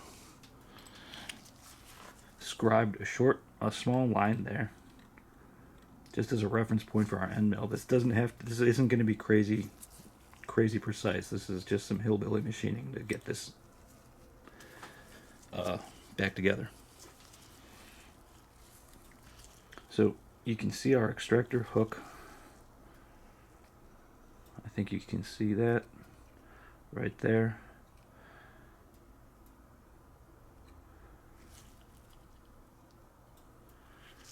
Now, if we take that out, I've also scribed a small mark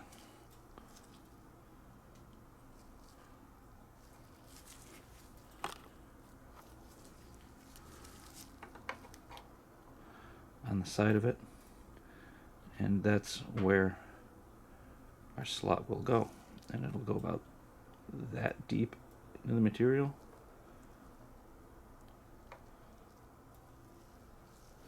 It's kind of a shitty scribe mark, but that is roughly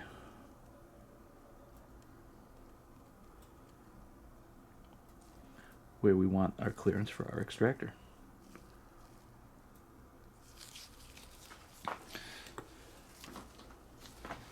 Let's, I think you guys are good right here. We can spin you around to look at the mill.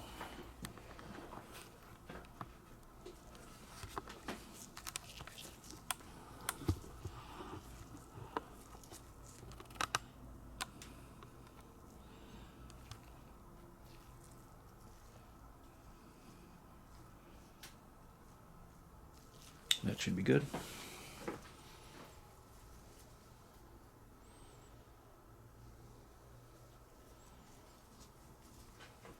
Got a set of parallels in the vise. I'll set this up right on the parallels.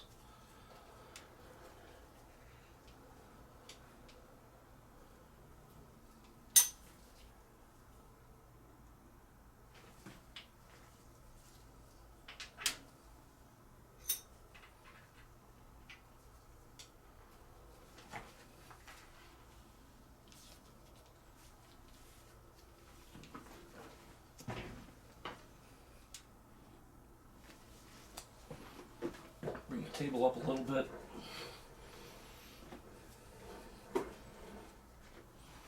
Lower the quill a little. Still have the drill stop. Set up from the last thing we did on this.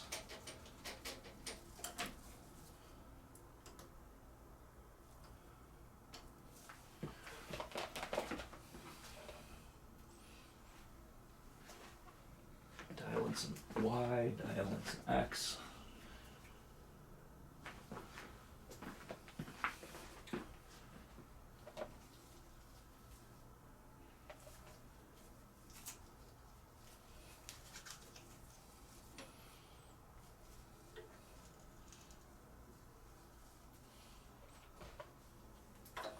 Okay, it does not need to be crazy precise here.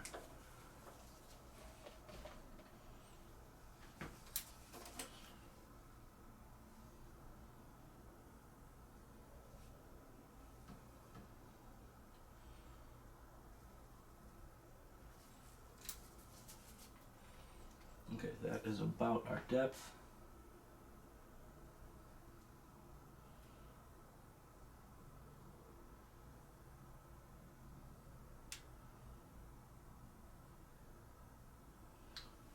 Okay, let's turn her on.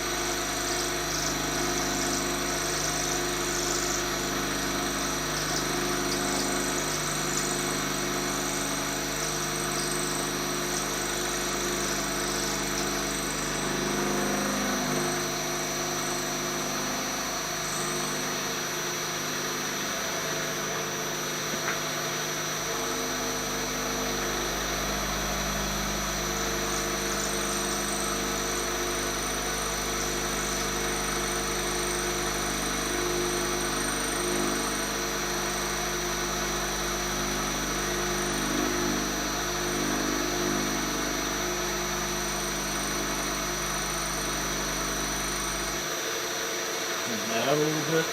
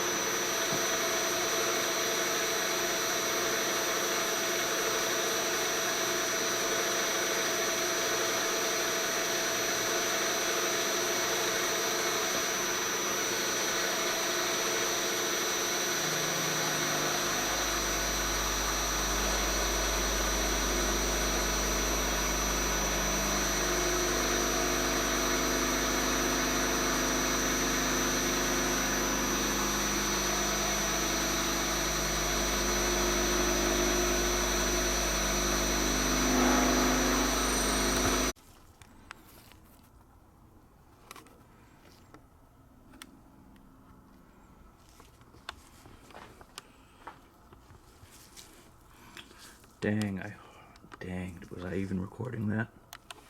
Shit. Well, here's our block. I don't know if you saw any of that, but that was the machining operation for our extractor slot and our little block here. I'm going to take some time just to deburr this a little bit so it's easier to handle. I don't cut myself up.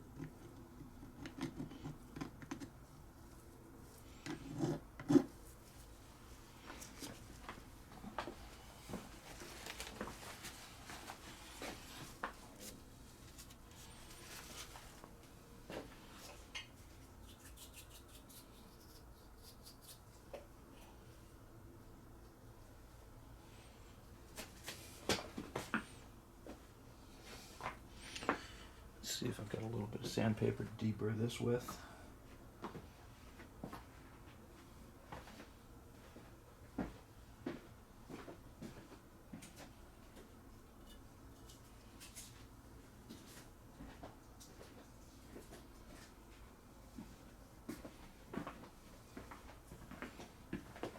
Okay, just a little bit of sandpaper here.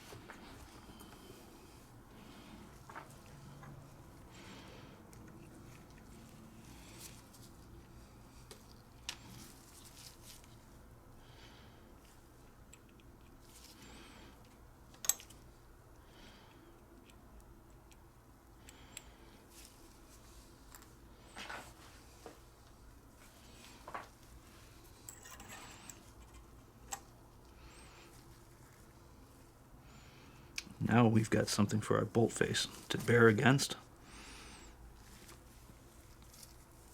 I can tighten that up.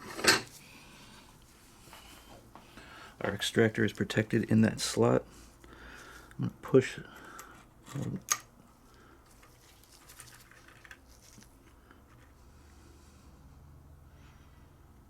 And now my hand is free to drop in that pin. While our little assembly protects our extractor. I'm going to show you what that looks like right now. So it just fits in there like that. A little bit of tolerance for when this thing, if this thing moves around a little bit, that cam pin. Okay.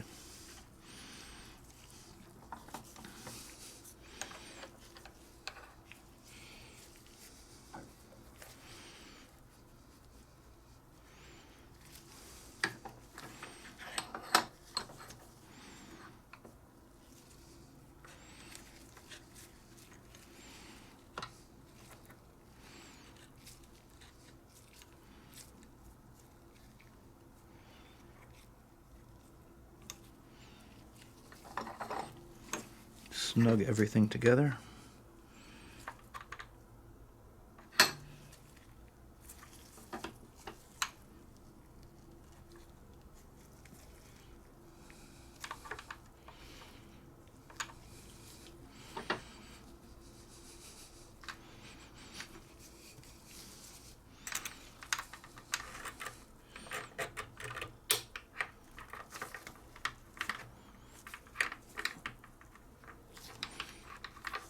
Oh, that's definitely not good.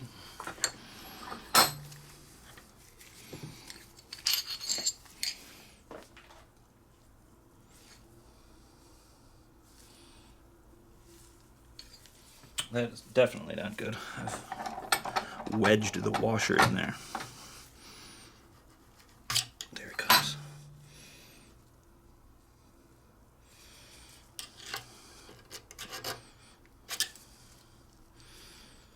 There we go. There's our washer. There's our spring. Okay. Put that all together now. Again. Try again.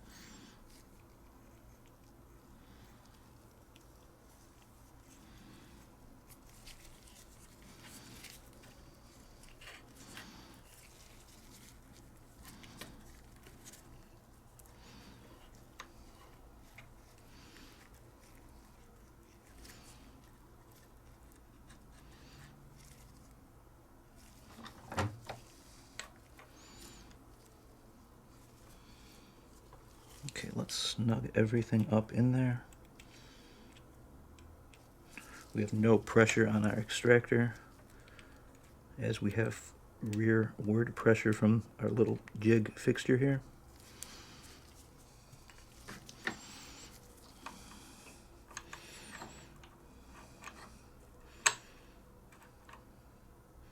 We've got a little bit of tolerance for the slot that we cut out so that we can rotate the bolt to align our cam pin. Let's snug everything up in there.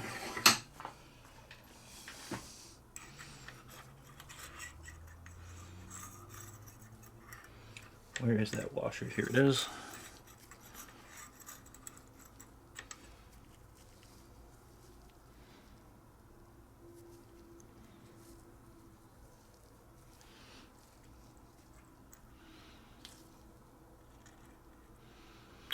I wish I had a larger roll pin punch to use, but I think this is the biggest one I have.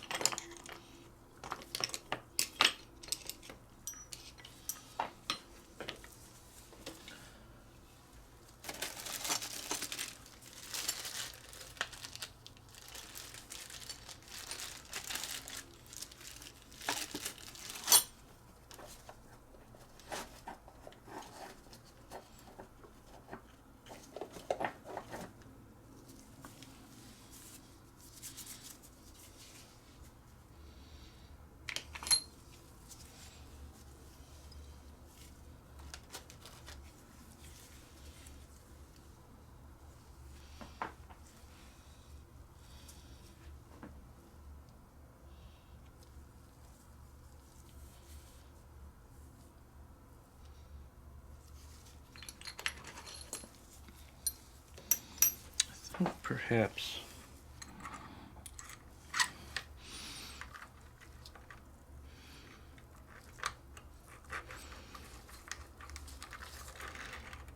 a normal punch with a flat face may be sufficient to push this thing in.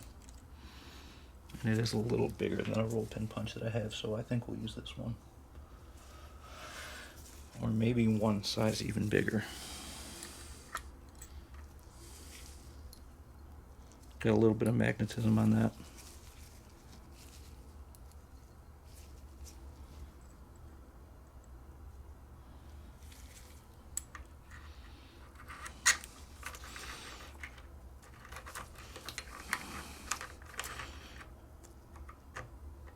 Let's see if we can get our cam pin. Actually, I think I want to use the smaller one.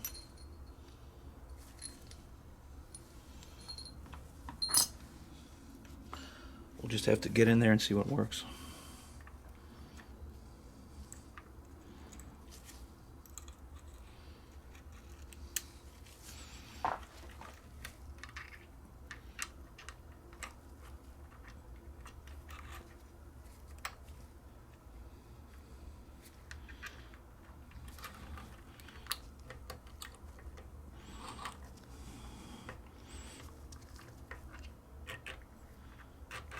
Okay, we can seat the cam pin.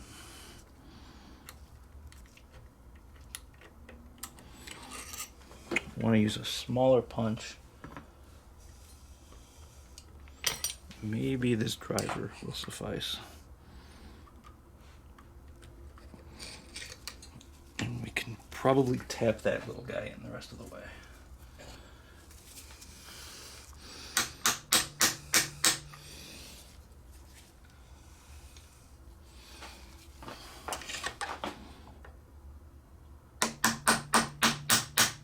Okay, let's hit it with a pin and a hammer.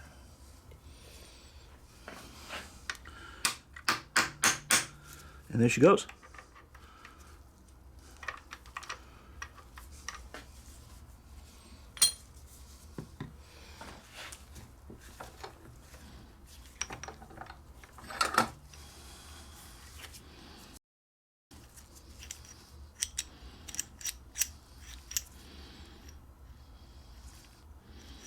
Not bad at all.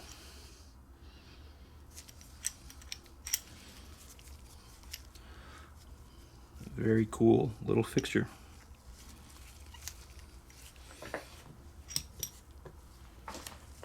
Now, I don't really have time to coat that thing and do a little engraving on it to label it, so we can just leave that off to the side.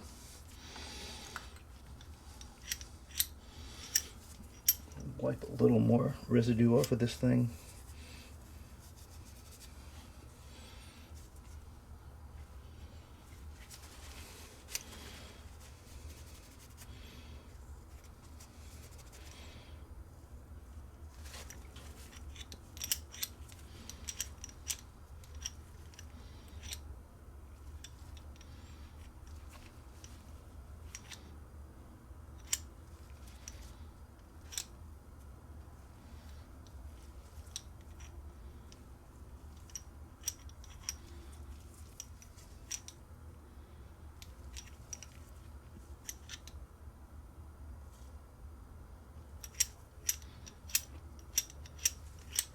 Okay, I'm pretty happy with that. Let's,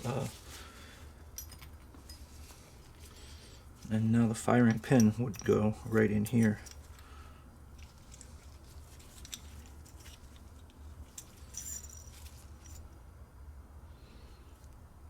Provided that our cam pin hole is aligned.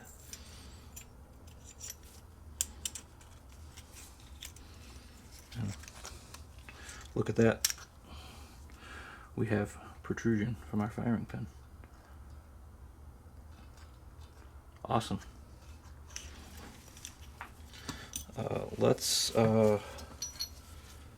So that's that. Let's continue with the cleaning, and we'll reassemble as we need to. Let's just keep going over all the cleaning.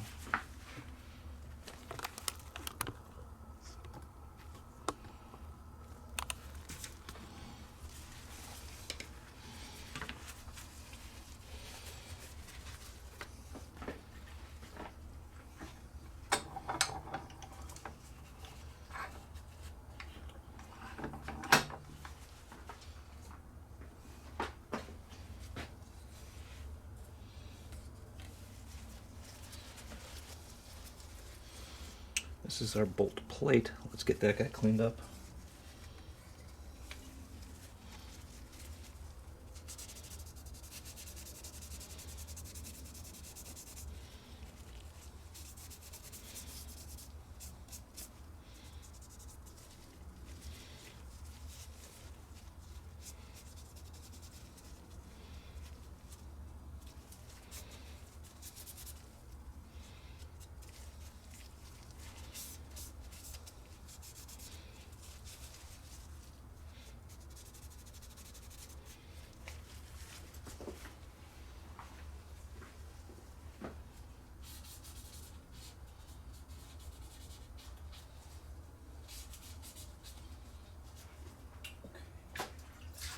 Here's our CLP again.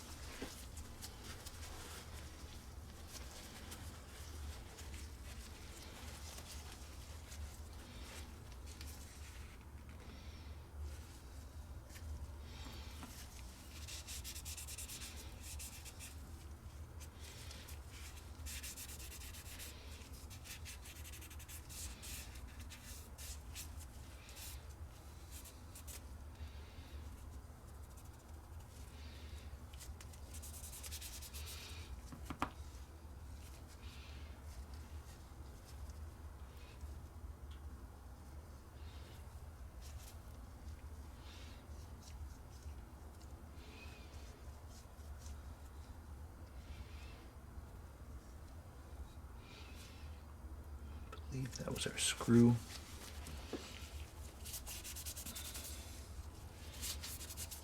Let's do the trigger.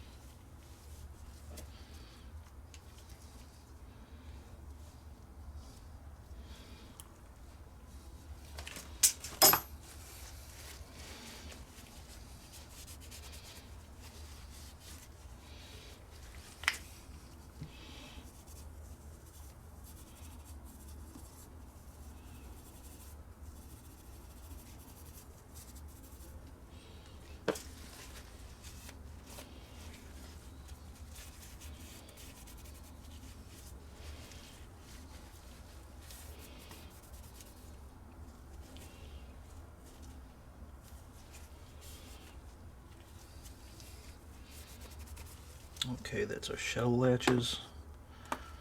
One, and here we go with the second one.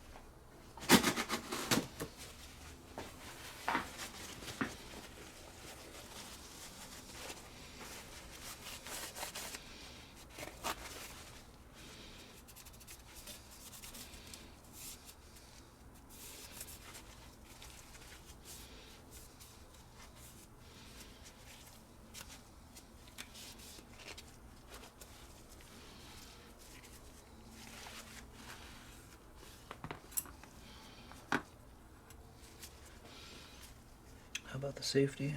Let's clean that up.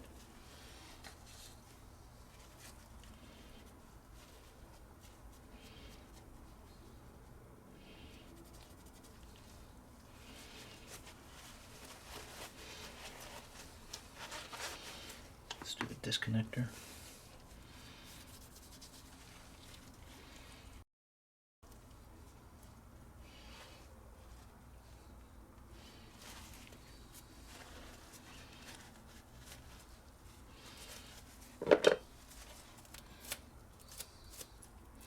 Get all the shit out from under that thing. Spring.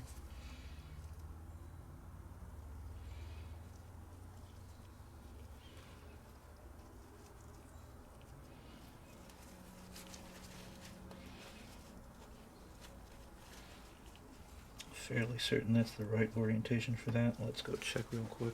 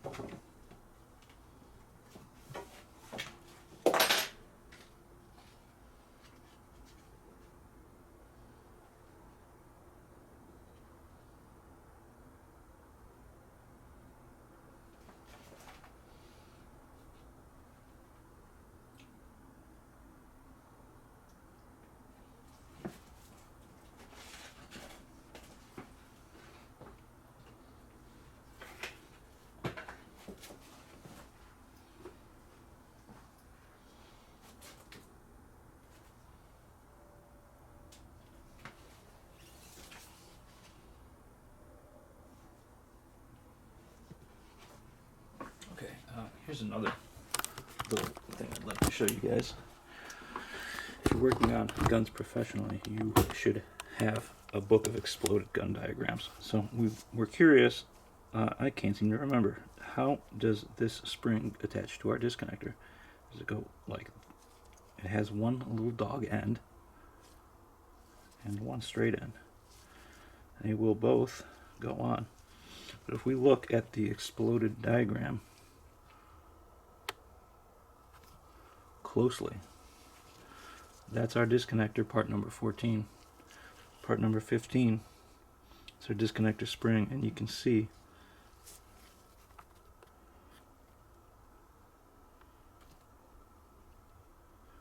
the end with the leg on it goes towards the end with the big hole on the end. So that will go together like yo.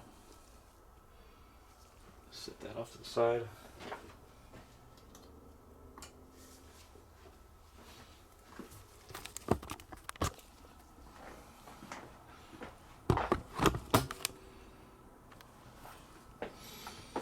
Let's go over the sear assembly.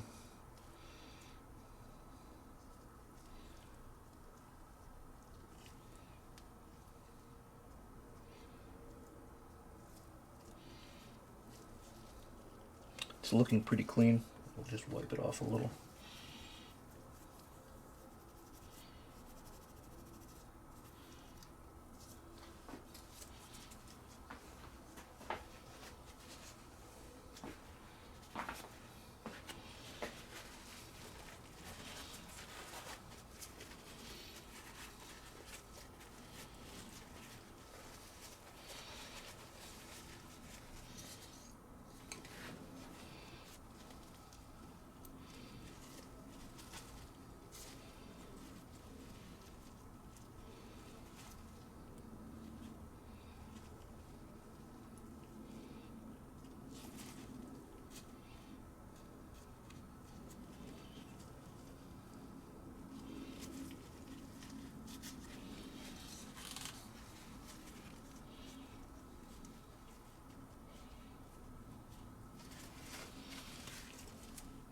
Where's my Brownell's oiler?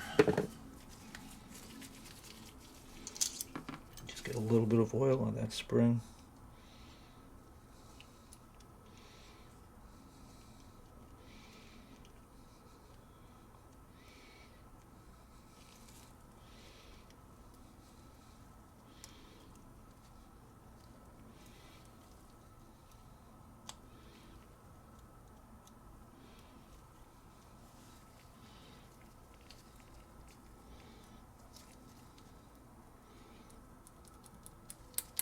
Okay, I like that. How about the carrier next?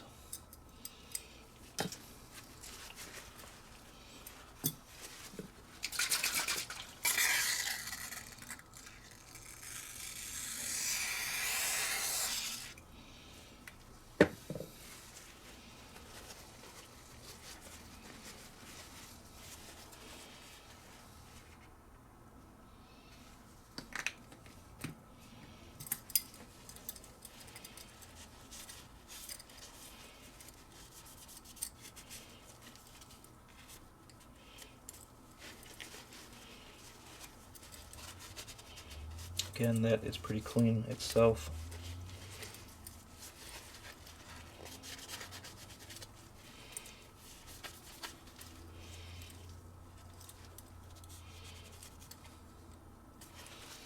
That could stand a little bit of oil on that dog leg pin.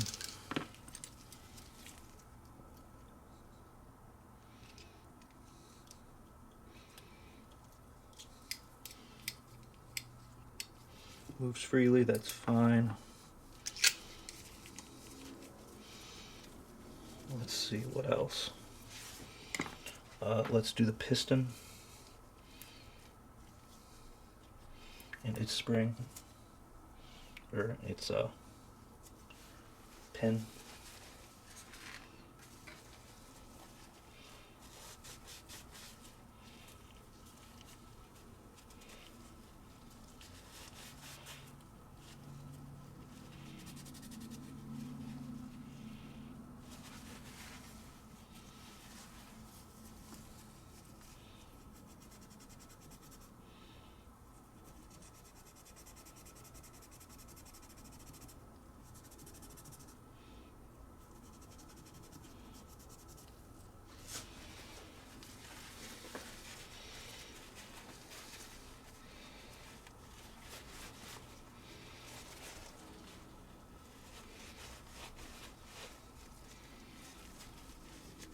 That's going to be another one that will grease up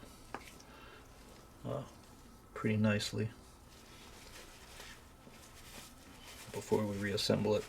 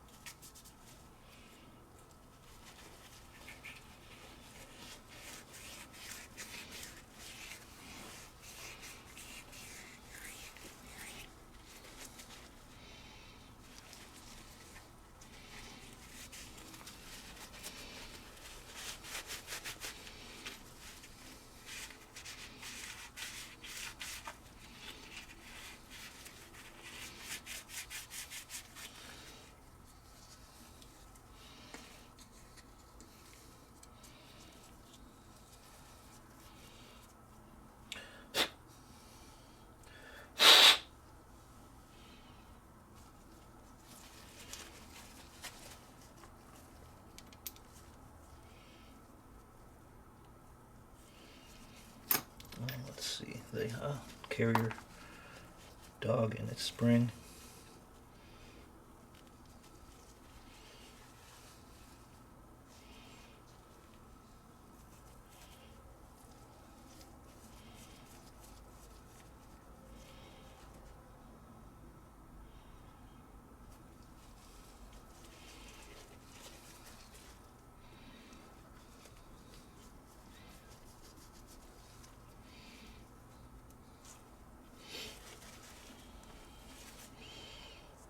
And these guys are looking pretty good. Just wipe off all of that staining on there.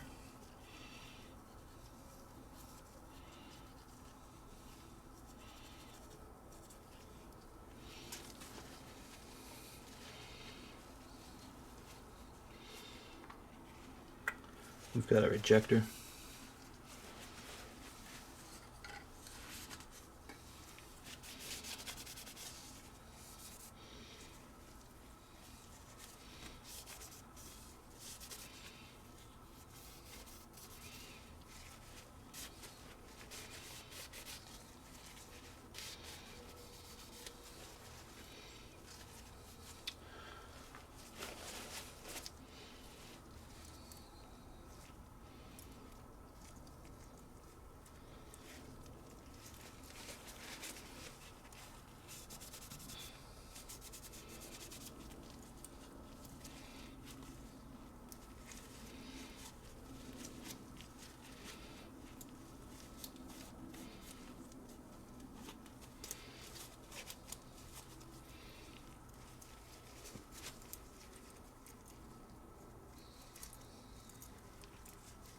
Okay, that's our hammer spring assembly. Just slip that out real quick, clean it off.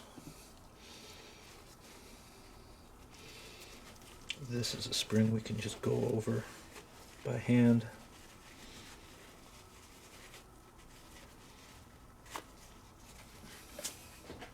One of these legs is pretty rusted up. Get all of that off of there.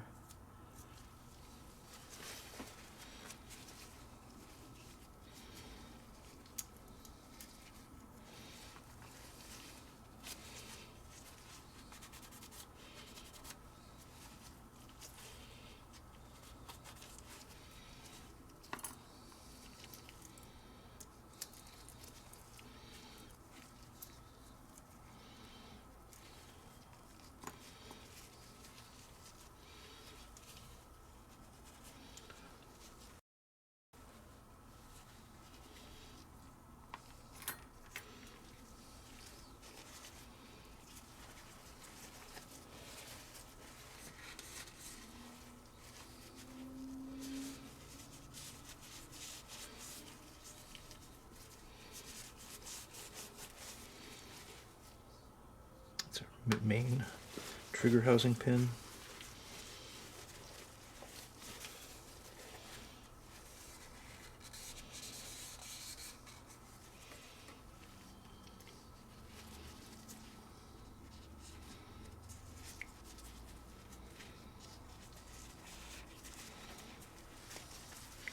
And here's our mainspring.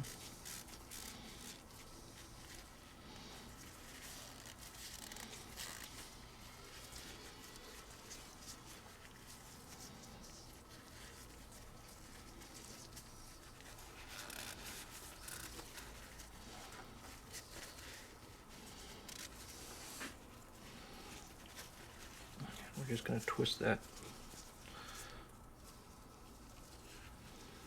through our saturated rag.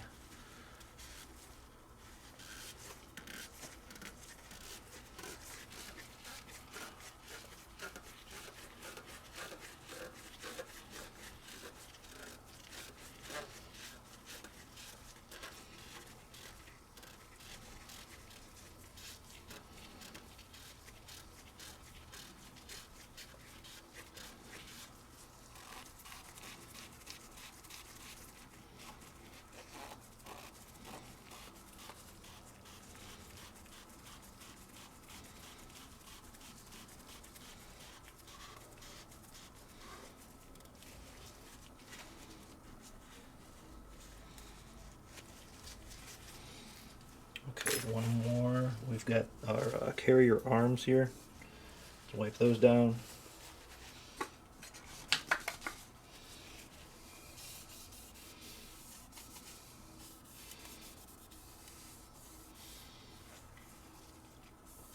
These are made out of steel, and our receiver is aluminum. So this is another one that we're going to put some grease on when we reassemble, because these things are going to be moving back and forth in the action, and we don't want them to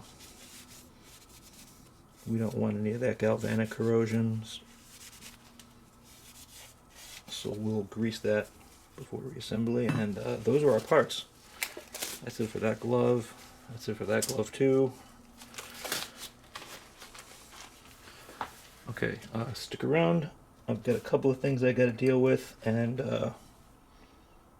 we'll come back to this and do complete reassembly. Stick around, you guys. Okay, that's it for the cleaning. Let's get the receiver in the vise, and we can move on to the next step in reassembly.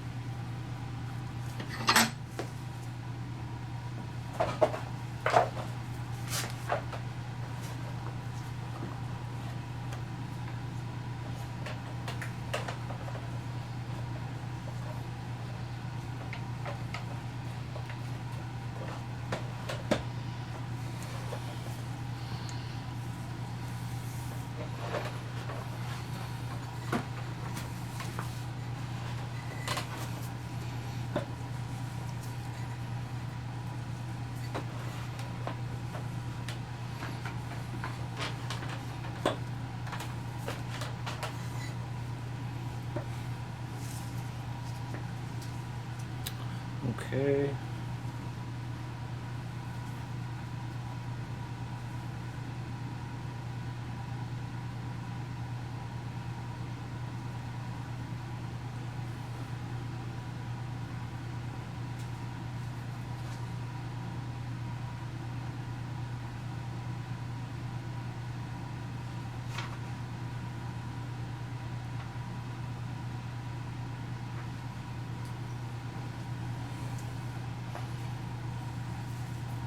So we need to put the bolt, the ejector,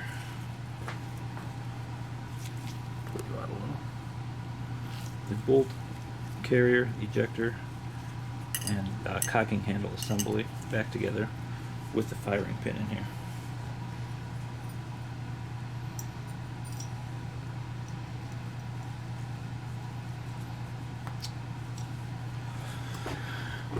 before we get that back together, I want to get a little bit of grease inside of here and on the surfaces where we have two different steels, or at least two different finished steels.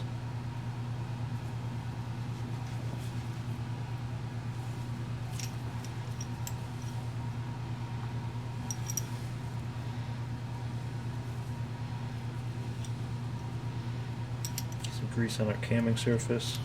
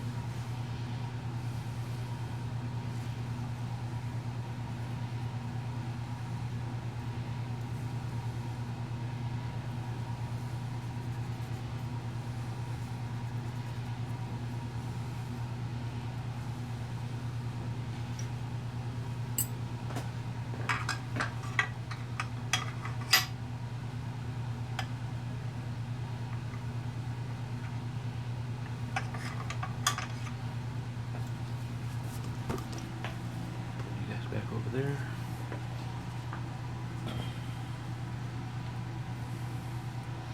Okay, so we want our bolted firing pin in the receiver.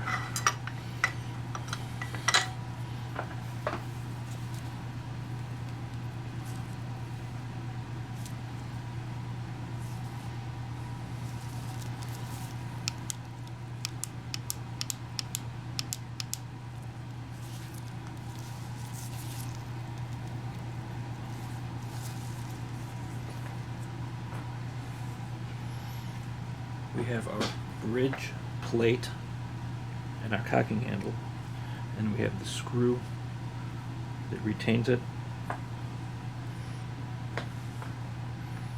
We want to try and fish this guy up into here, just like that.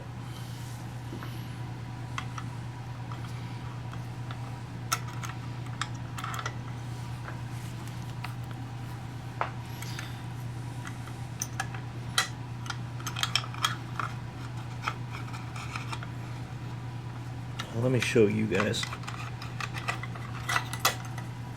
how it will go together outside of the receiver. So this is our bridge plate. You can see it has that little leg on the downside of it. It'll attach to the bottom of our carrier with a screw right there, and that little dog leg holds our firing pin in place. I have to keep that plate, and that's how our bolt works.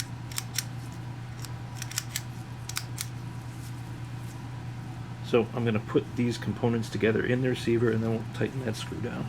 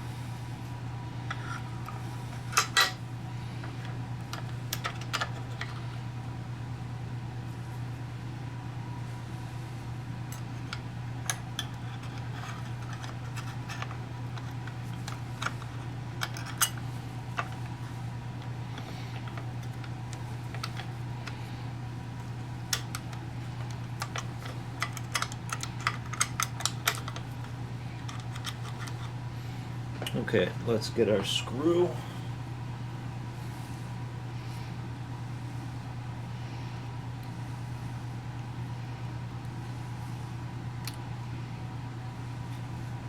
Our driver for said screw. I think it might be this one.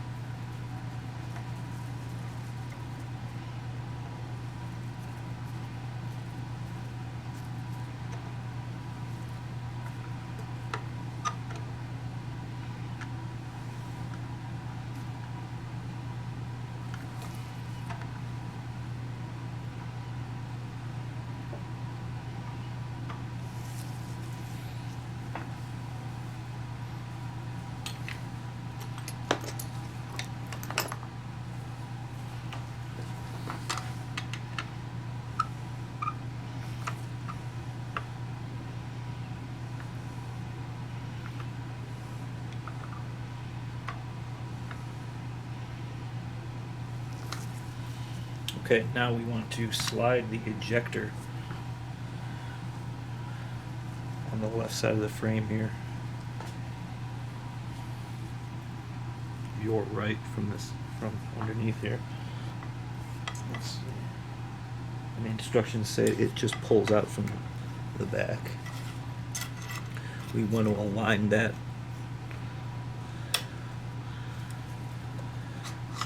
on its post. It has a small post in there.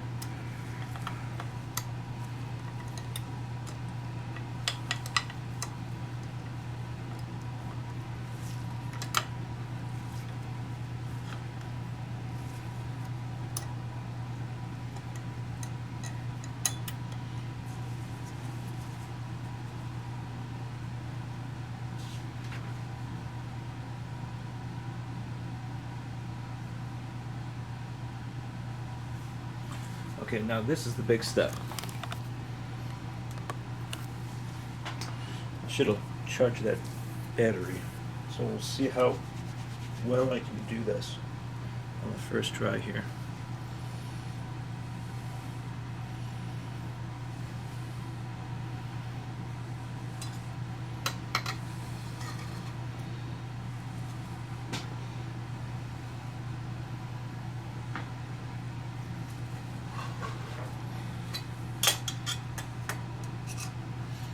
These action bars go up here.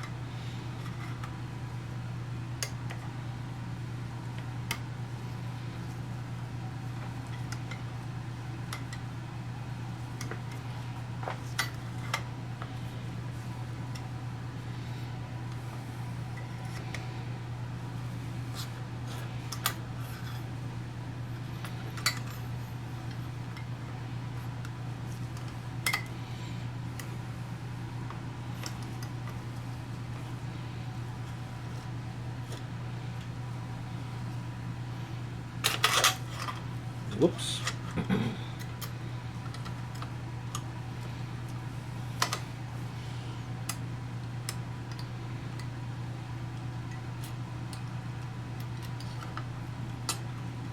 I think I may have that ejector in backwards or upside down.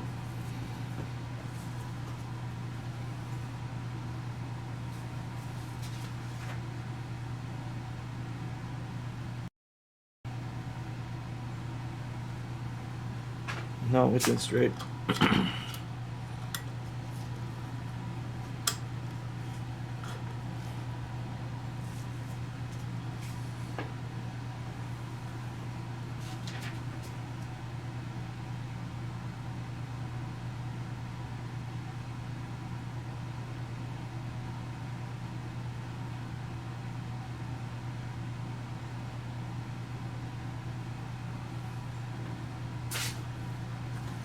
Okay, let's get those action bars back in. That's another thing I want to get some grease on.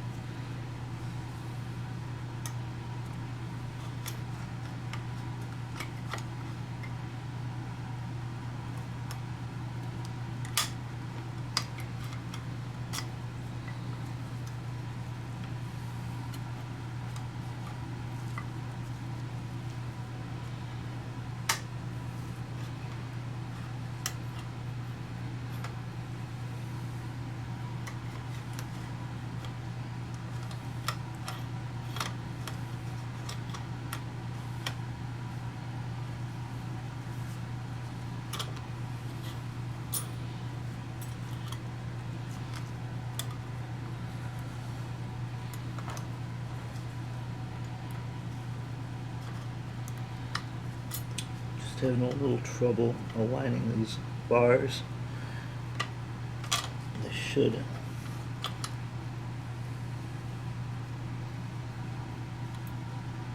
fit into a couple of slots. There they are. Okay. And look what I got there. I'm going to turn the gun over and show you what we have to deal with.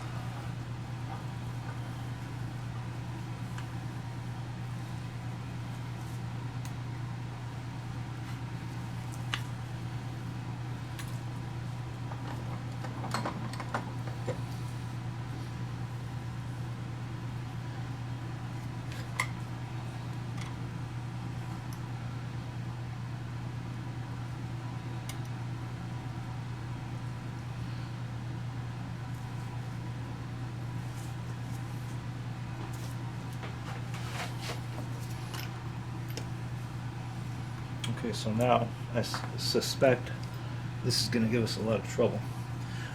We need to compress our mainspring.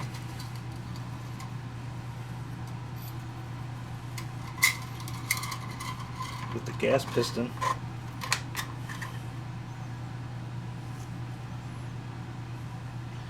and get that pin in there, which was a bear to move.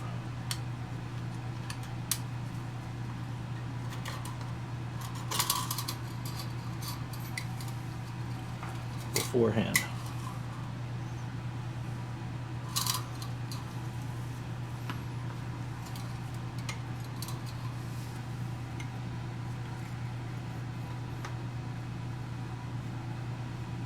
Okay, so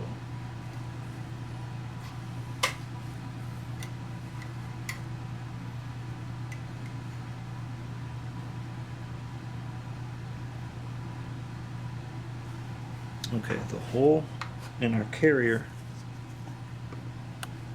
or the hole in our action arms, has to line up with the hole that our gas block pin is going to run into. So that has to be right there. And that's fine if that sits back there like that.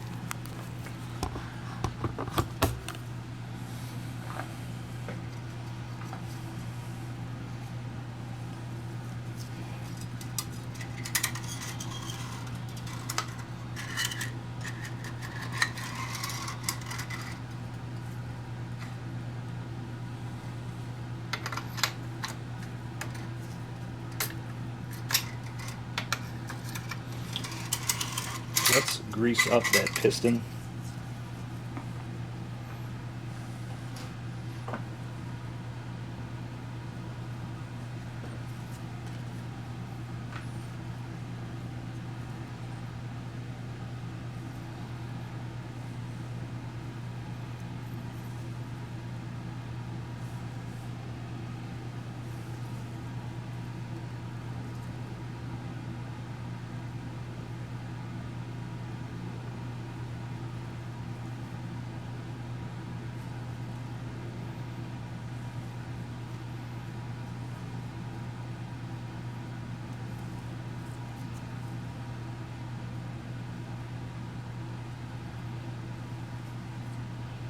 Let's grease the inside of that hole for that pin.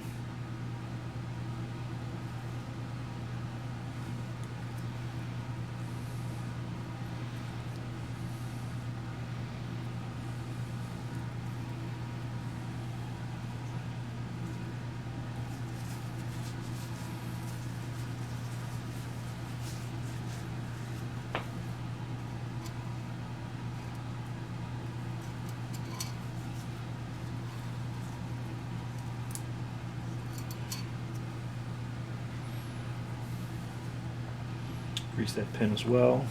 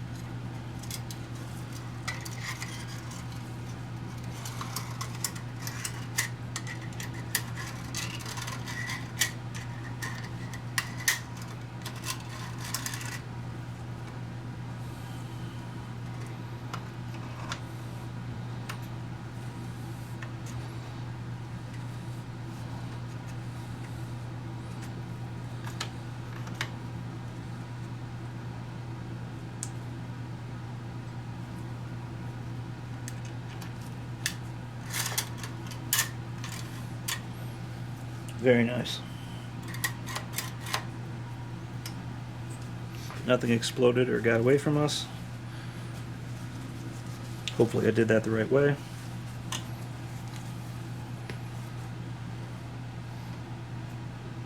Now that that's all assembled, let's get the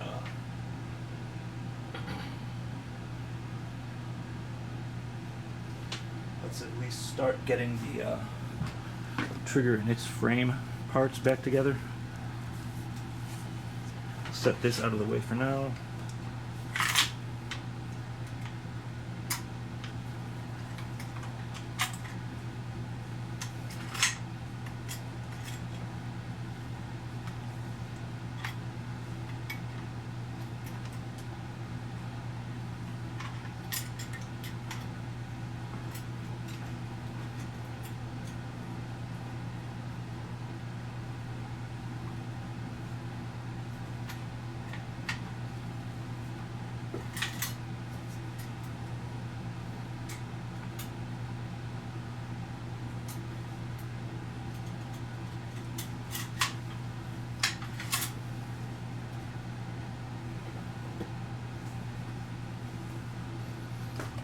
Back over here, and let's get a start on the trigger reassembly.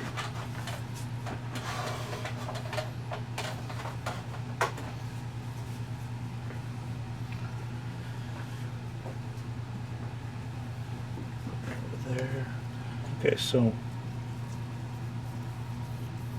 I think I'm also going to grease the outside of this guy just so it comes in and out of its housing a little better. Goes in the other way like this. So these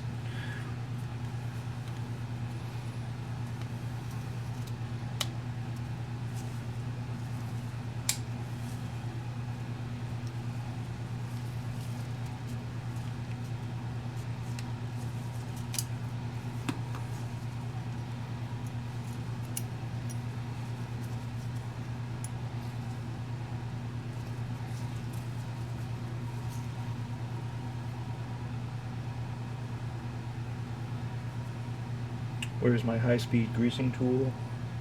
Here it is.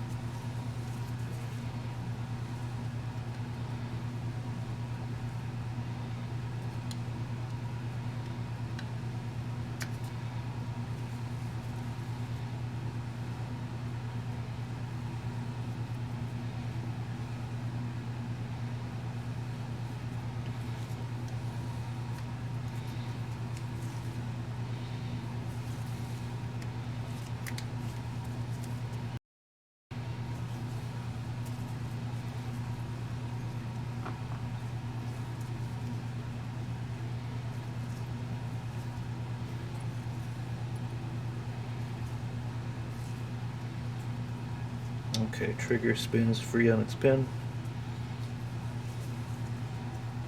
Wipe that down one last time.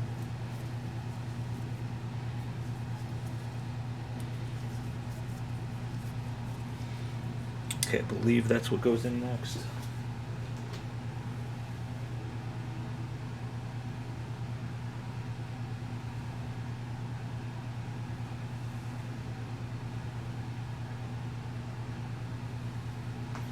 Okay, so we'll get our trigger in.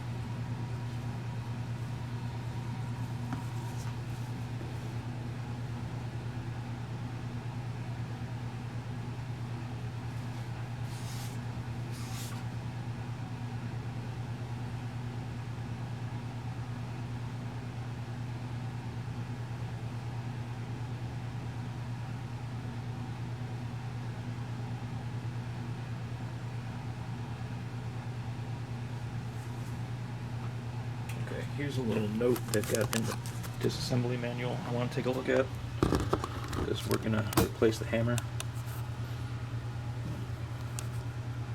or reassemble the hammer. When replacing the hammer pivot, be sure that the flat on the side of the pivot pin mates with the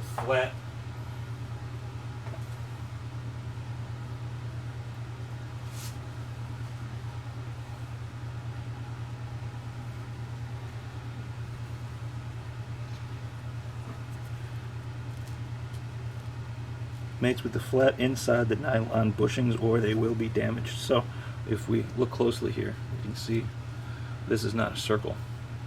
There's a flat. Can we see that?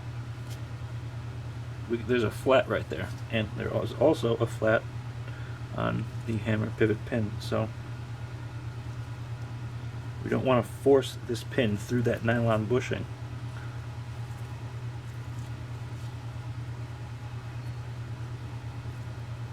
We want to orient it correctly with the hammer pin. So let's go do that now.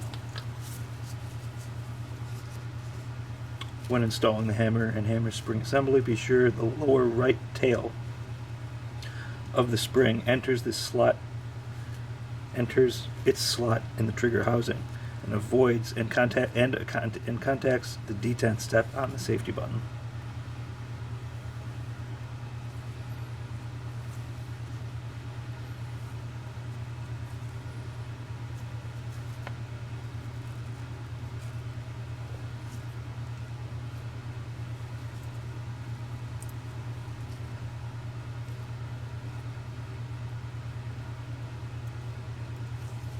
Okay, let's take a look at that trigger housing.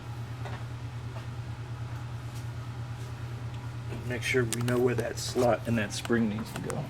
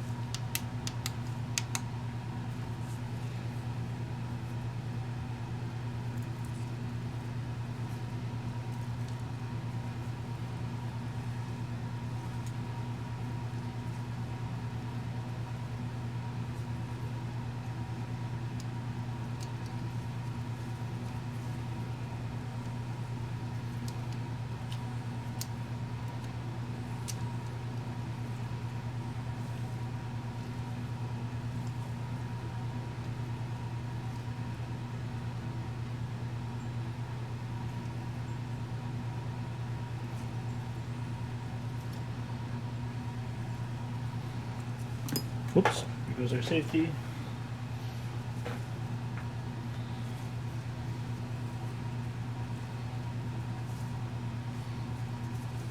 Okay, so that flat is going to go on the right side.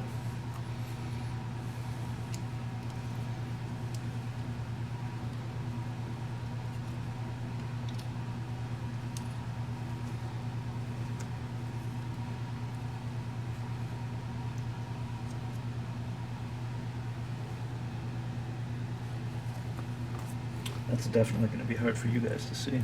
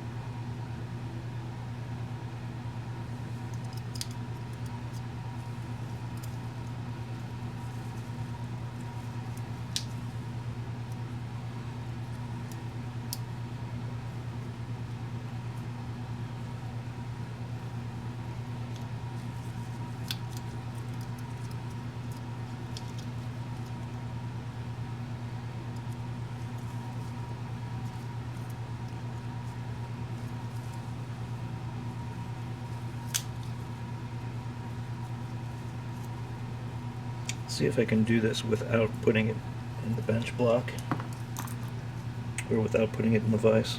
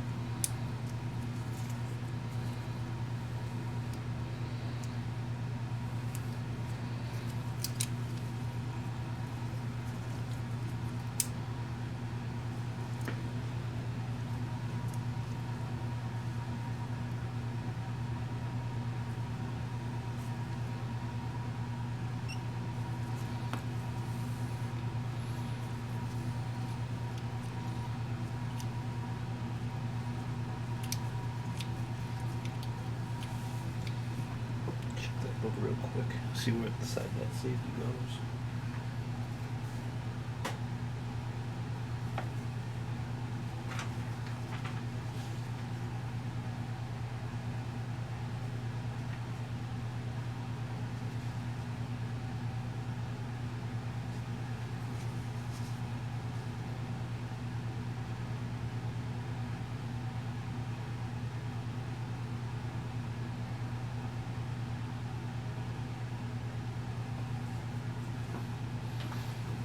Okay, so red side does go on the left side.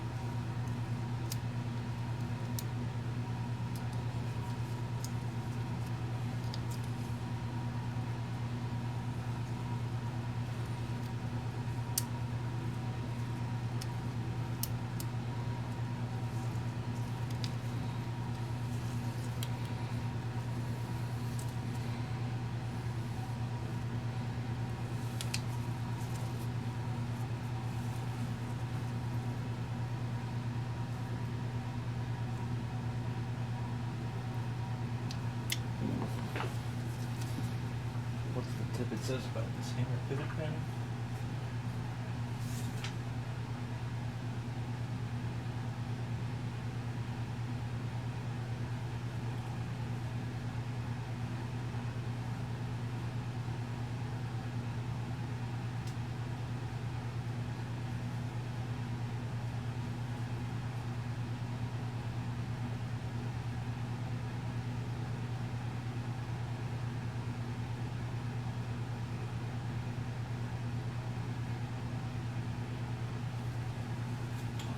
So that slot is going to have to engage with our disconnector in just a second. So just need to compress all of this together.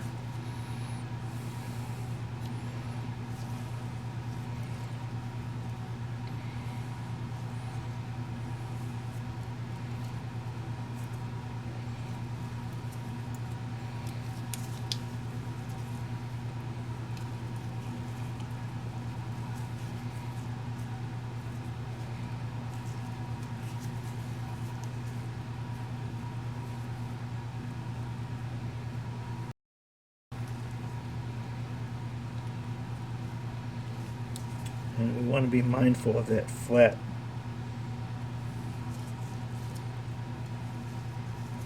in our hammer slot.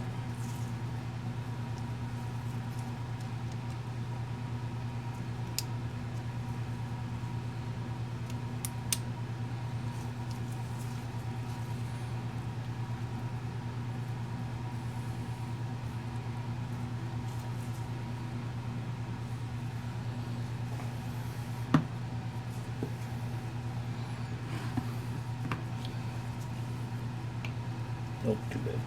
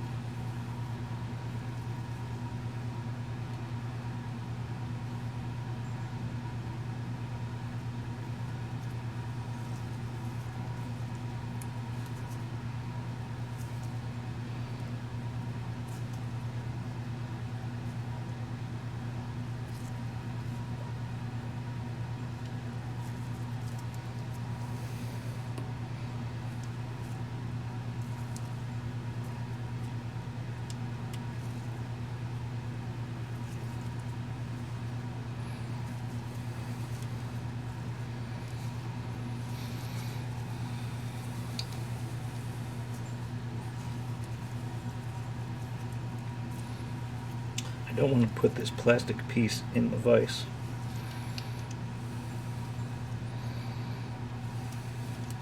Because I don't want to crush it.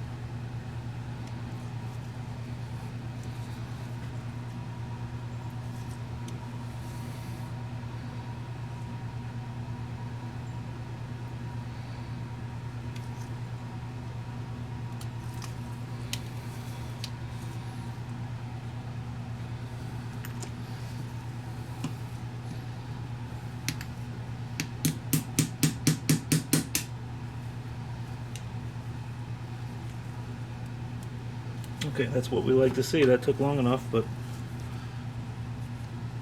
the flat of that pin is engaged with the flats of that washer.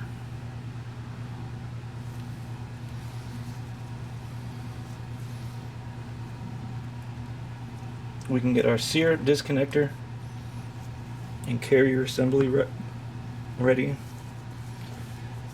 I'm gonna take another look at the book and get a little more charge on the camera, and we'll come back and check out the rest of this thing. Almost there, you guys. Okay, I made a mistake. Can you believe it? Okay, so the safety and hammer spring were installed incorrectly, so I had to take those apart and figure out how I had them in the wrong way. So we want our safety latch to go red side on the left side. And this is where we have to position our leg, or spring legs correctly.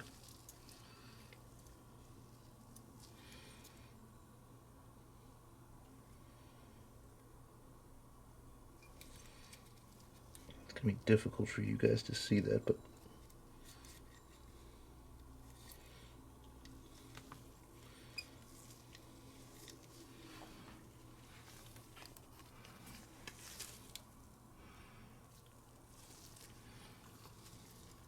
these legs have to go into the correct slots in the trigger housing.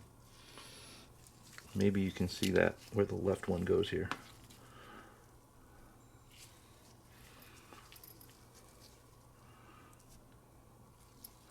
Do you see how the leg can be seen? And that's the end of the spring with the little foot on it.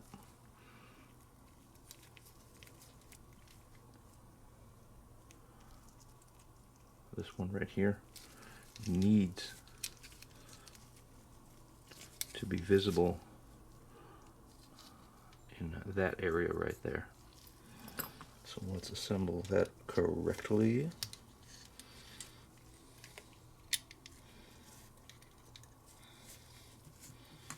For me, it's easier to keep the housing in my left hand.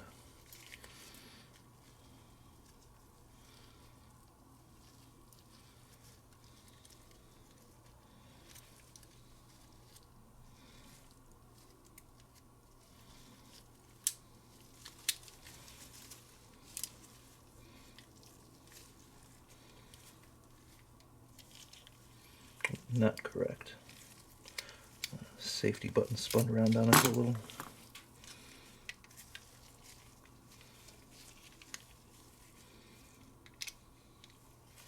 We want to keep the flat of that safety button up, because that's what our right spring leg is going to bear against. And I'm going to fish that left end in first.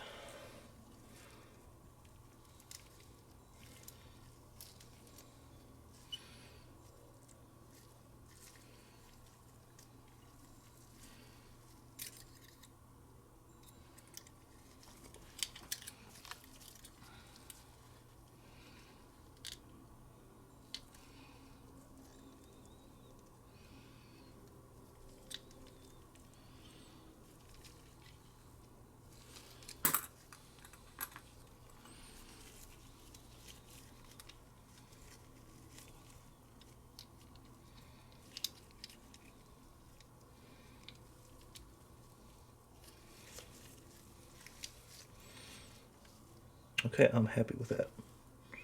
Now when we put our hammer pivot pin in, we need to be conscious of this flat.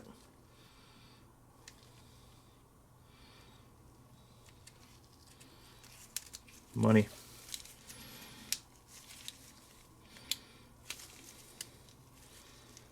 That should be correct. Now, we have our disconnector. The end with the bent leg bears against that flat. This hook engages with the flat area of our hammer pin. This is our sear assembly. This is how it's going to sit in the trigger housing, just like that, except in there. This is our trigger spring. Our sear spring is also our trigger spring. And this is all riveted together, so I decided not to take this apart. But that's how our trigger spring compresses against our trigger welds in the housing. So we have to align that and position it as we put our disconnector together. Let's do it. I'm going to put the I'm going to compress and align that sear trigger spring correctly first. I'm going to fish that end that goes against the trigger in first.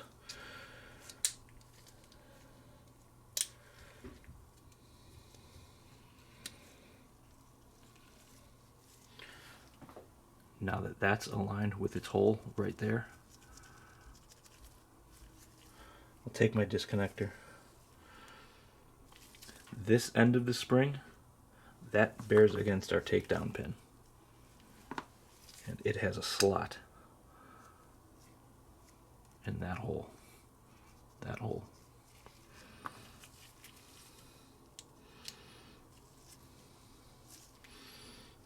But let us first align our pinholes and get that started. There we go.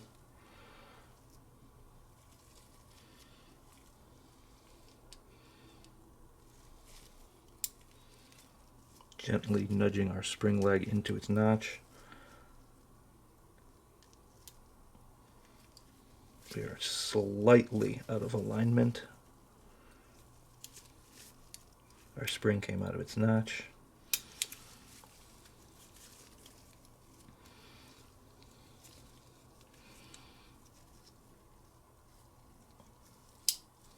Click it back into place. Bingo. Now, with our sear assembly in place through our disconnector pin, we need to lower that disconnector onto that hammer pin hook.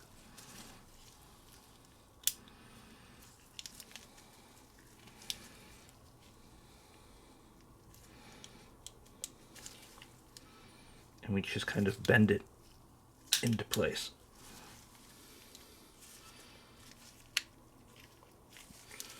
That took our sear pin out of alignment.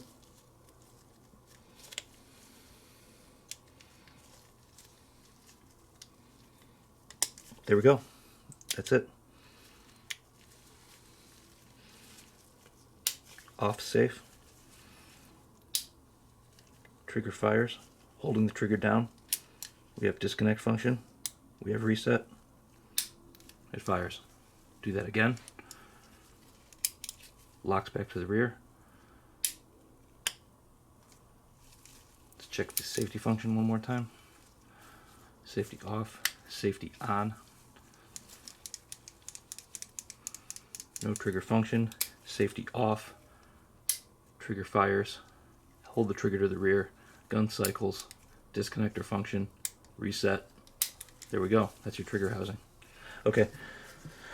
Next step is the carrier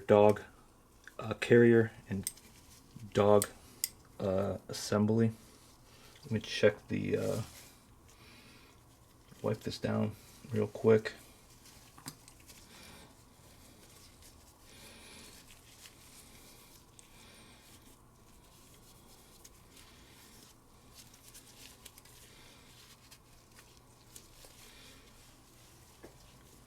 Okay, so we have our trigger housing, a funny leaf pin that needs to be reassembled correctly. This is our dog plunger and spring. A little bit of grease, obviously.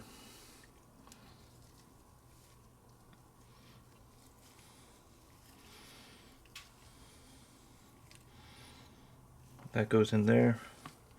That goes together in there. And let's check what the book says on reassembly tips.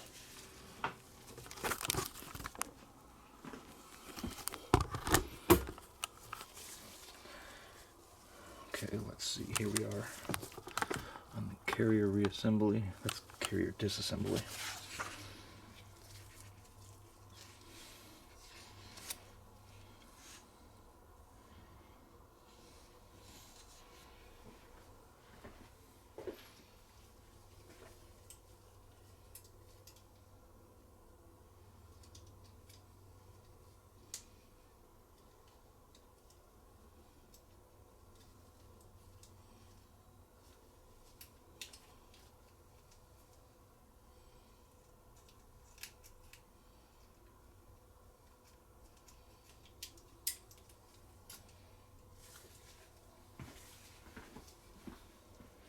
Okay, so this little guy we need to make sure is in the correct position before replacing the right side plate and carrier pivot.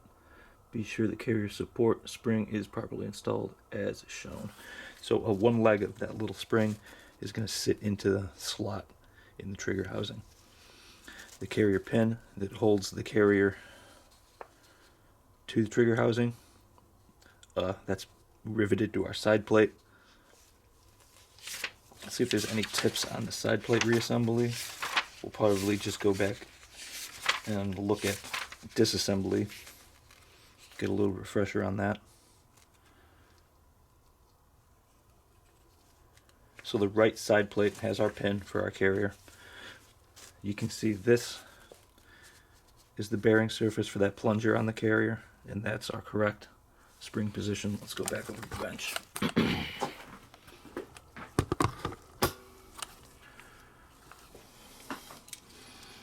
And I kind of put it together when you weren't looking.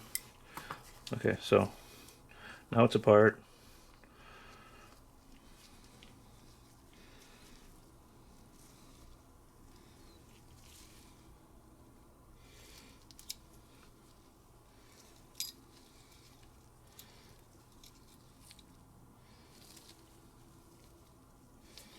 This is how that little, I believe that's how that fit in there.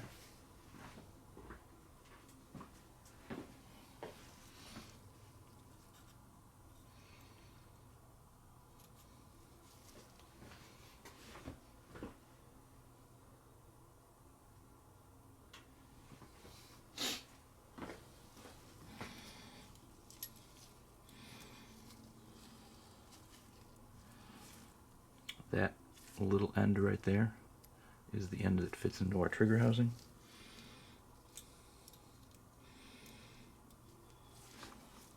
Spring and plunger.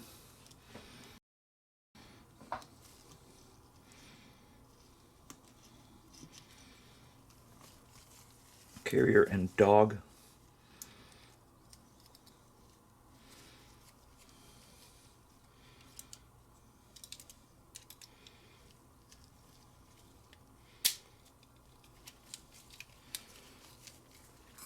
This is our right side plate.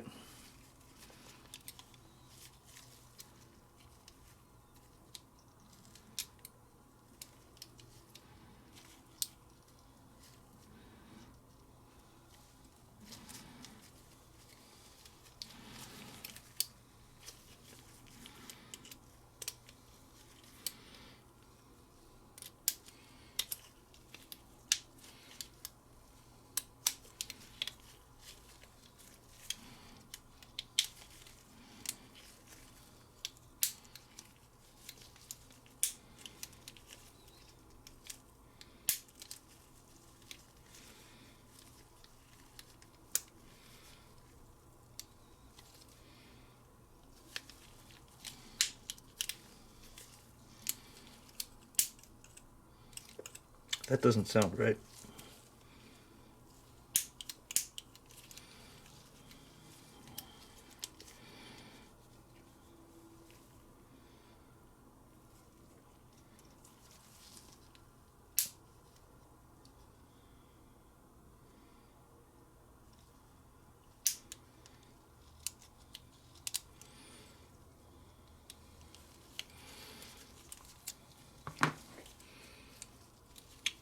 That's because our spring is not installed correctly.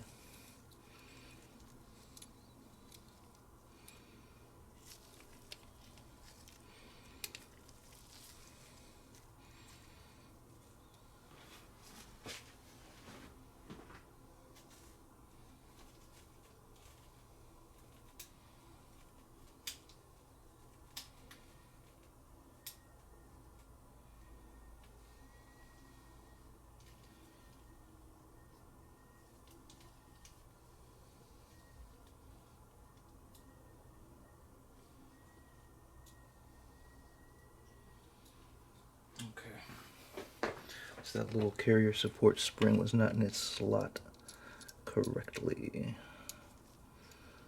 I think that should do it.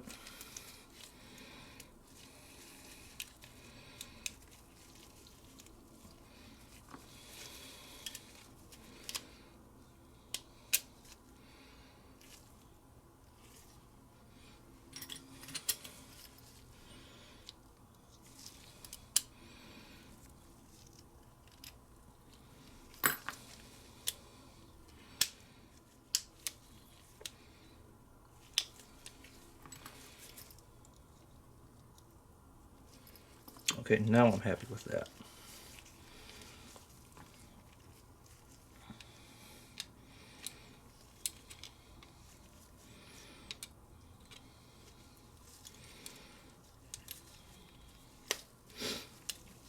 That is our left side plate. That should just go together like that.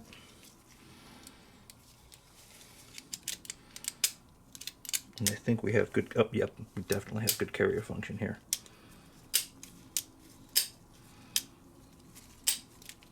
There we go. Okay. Let's set up our receiver here.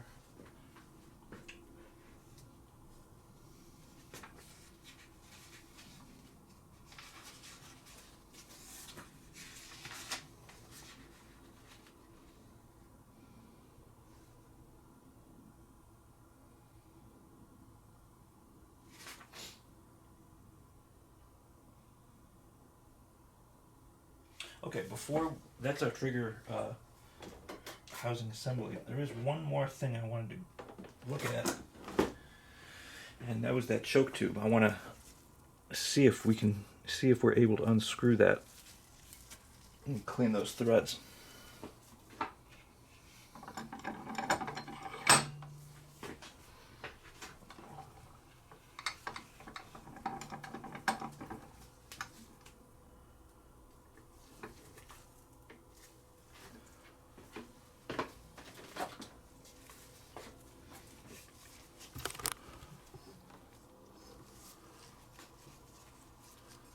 See if we can get that strap wrench on there.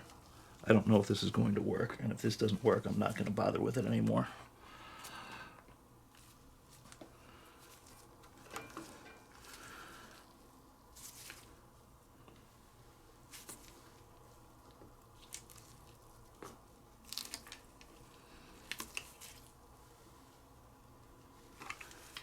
Nope, no budge at all. I'm going to leave that choke tube in there. We'll have to get a wrench if we want to get that out. Okay, so that's that. Leaving that in is not going to hurt anything.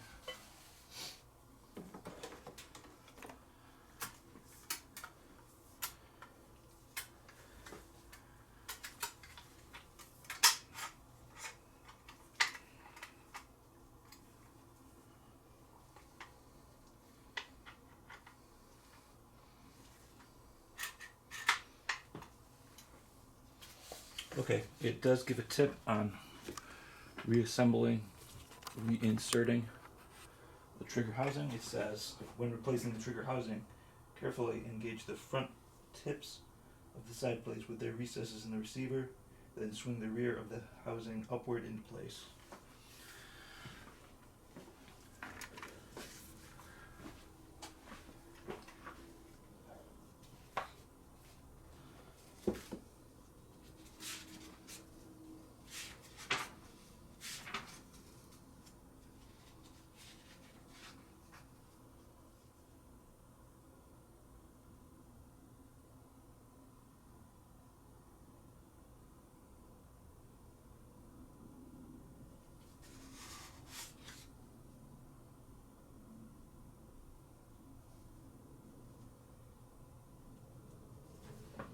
And we're gonna do this with the hammer cocked back and restrained.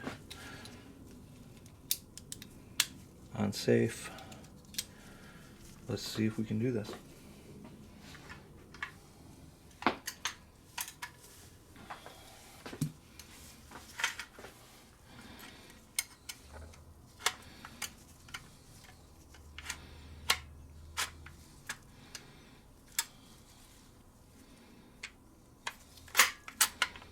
Make sure everything in here is where it needs to go. Our ejector needs to be on this post back here.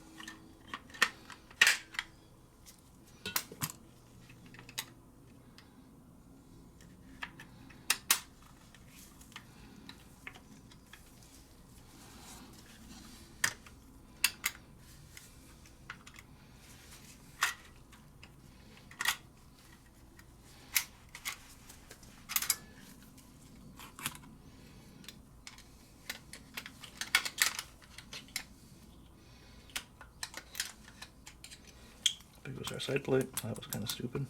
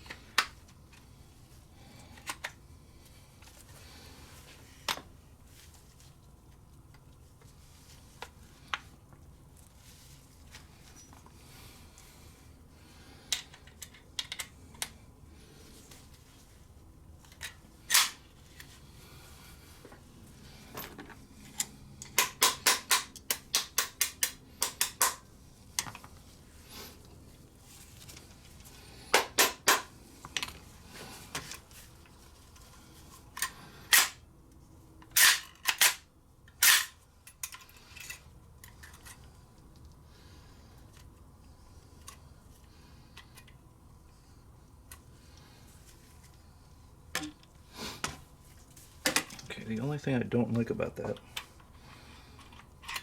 is our ejector. I don't think is positioned correctly.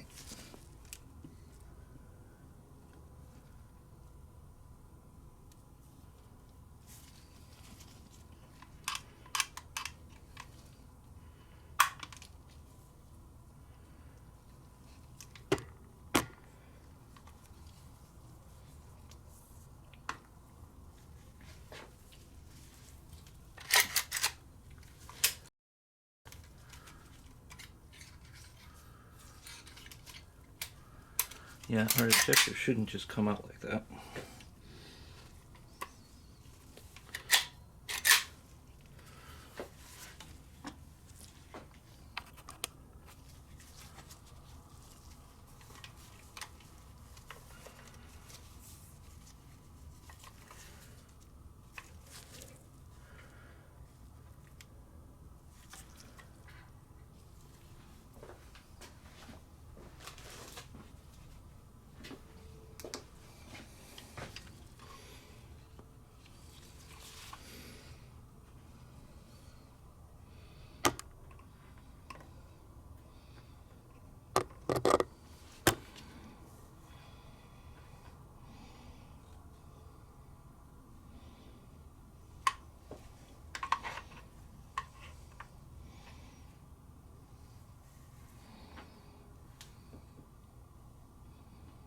Although I believe that might be just how it's supposed to sit in there.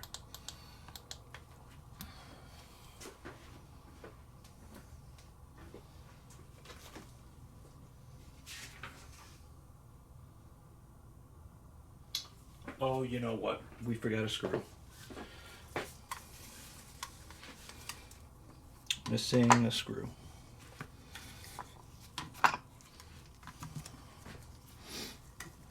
And that's the reason in fact, there that screw is. That's the reason our side plate was falling off.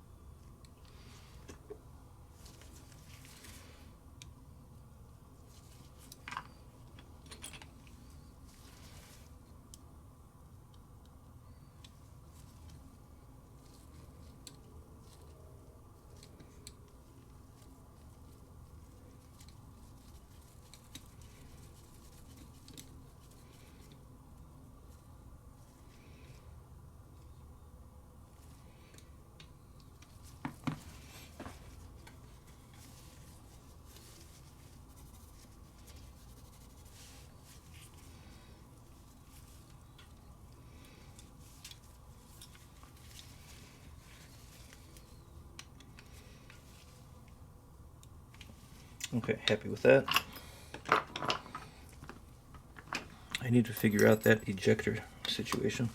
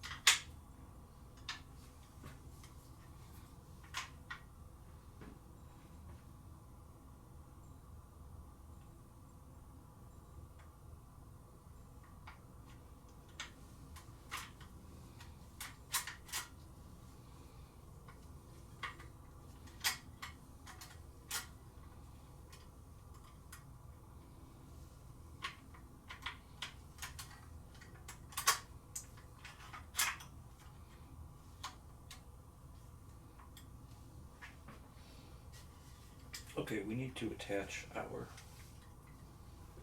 ferrule.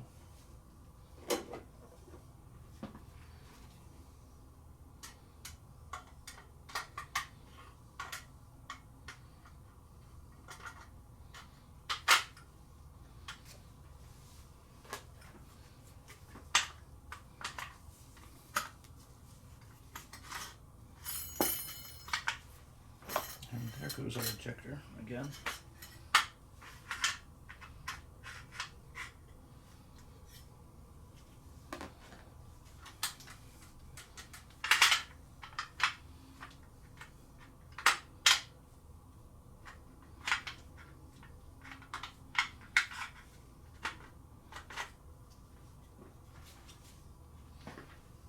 Sorry, all this is off camera.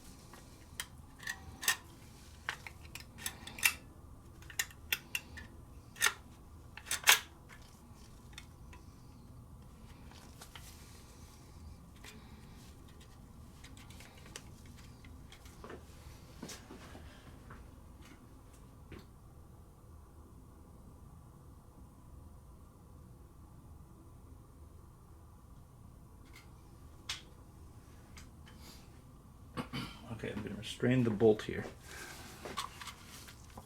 with our ejector on its post.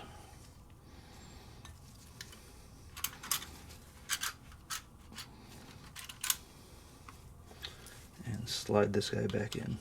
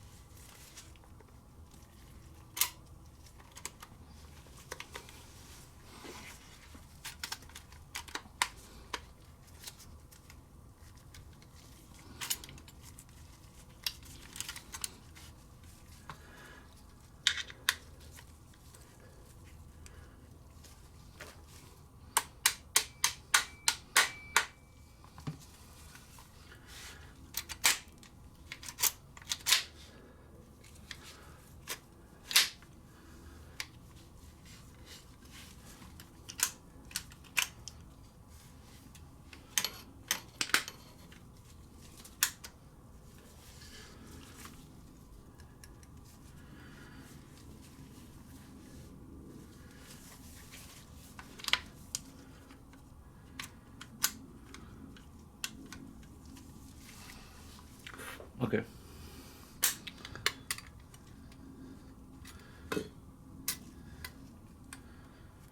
Everything should be in place correctly.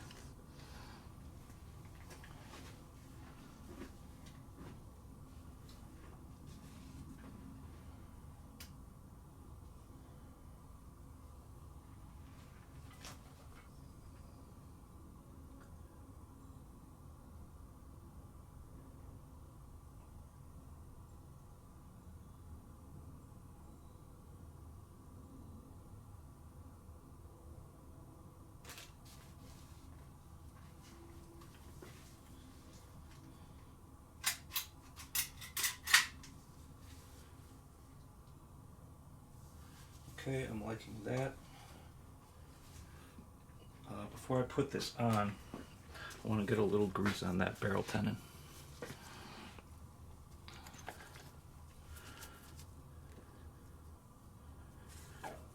Just on the outside, so it's going to be easier for the next disassembly.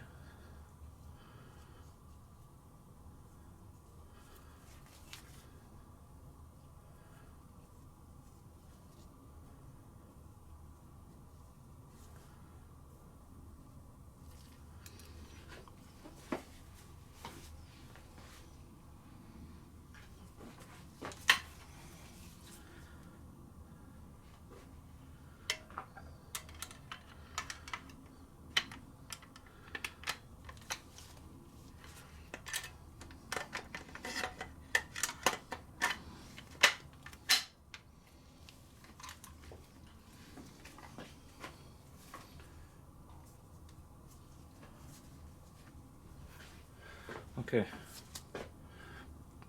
Barrel reattached to the action. I also want to grease these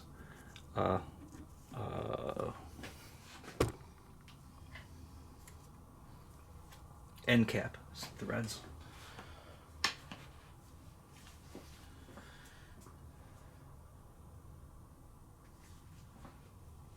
Here's our end cap. That is totally nasty. We didn't clean that out yet. Let's see.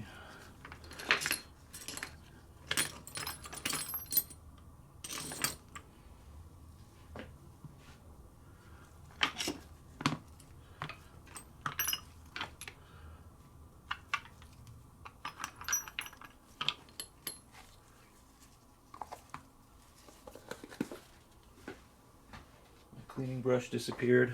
Never mind, here it is.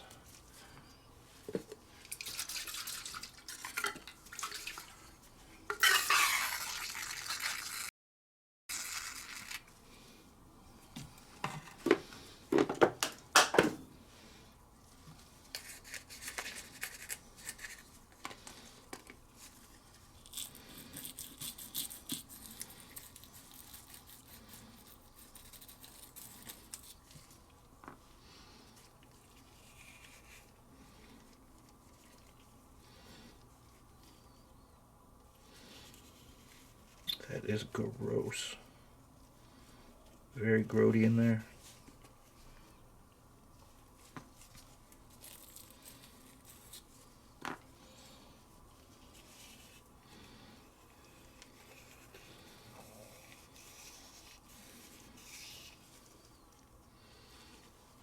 We did clean these threads on the mag tube.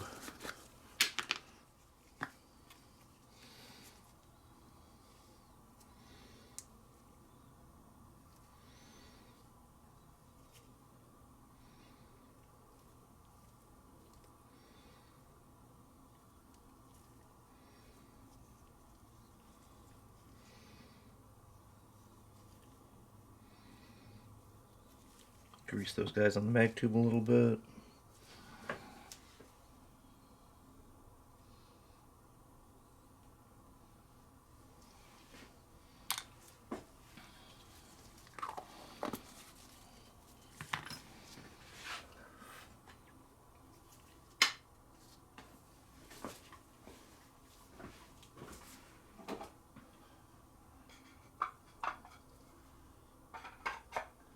Slide our fore end back on.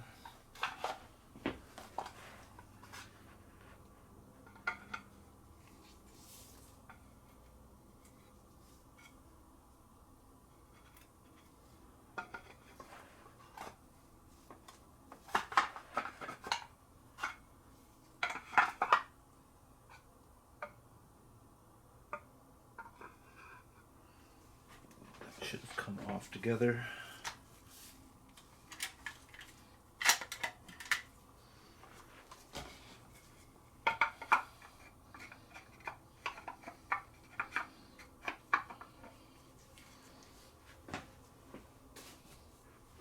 Handguard goes on first.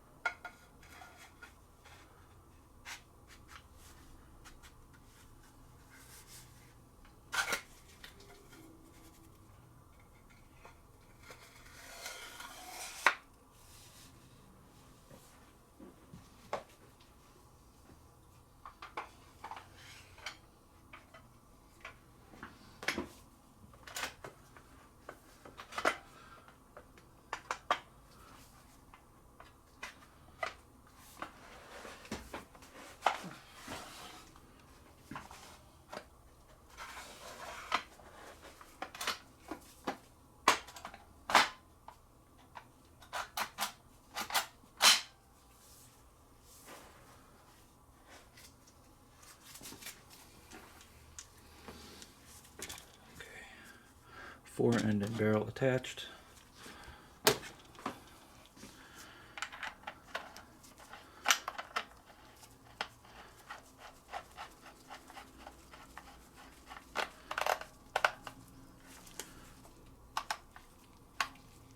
That's our end cap. How about a function test?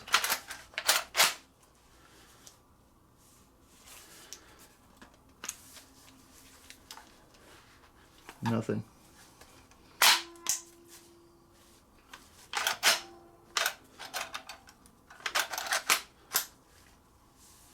Okay, that's that. I believe our locking lugs are out of alignment.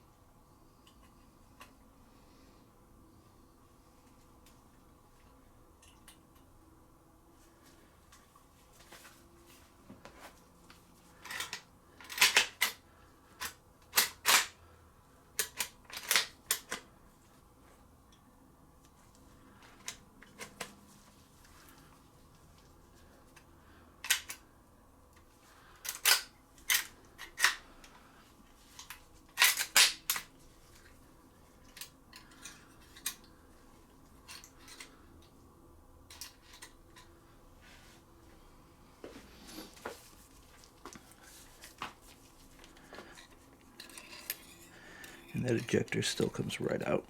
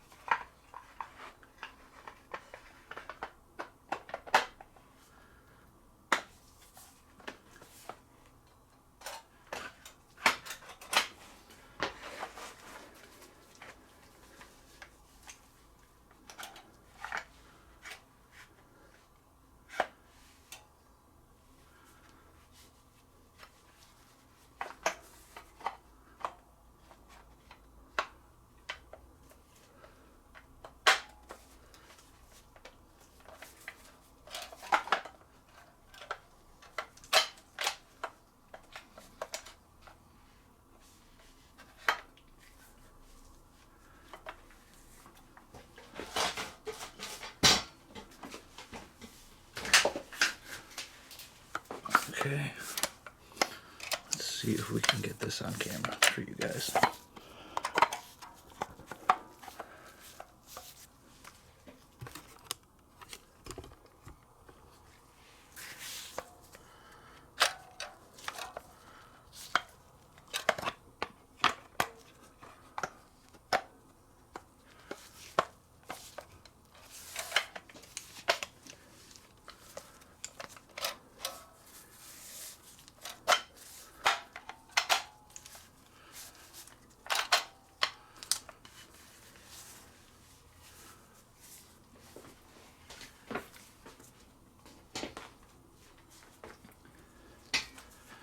Okay, I believe that's it.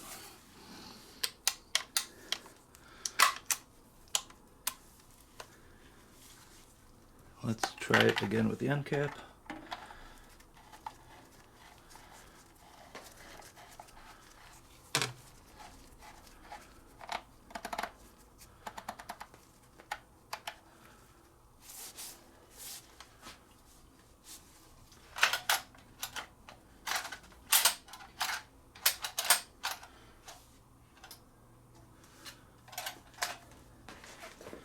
And the ejector is giving us major problems.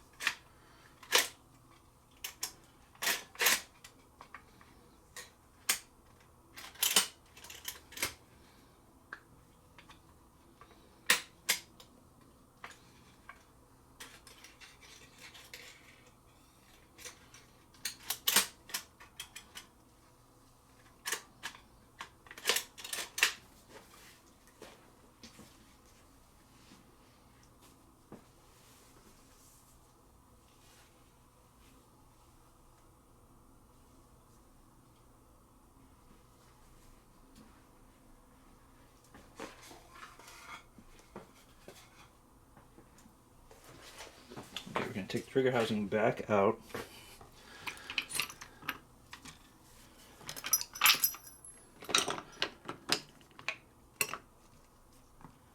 And check it again.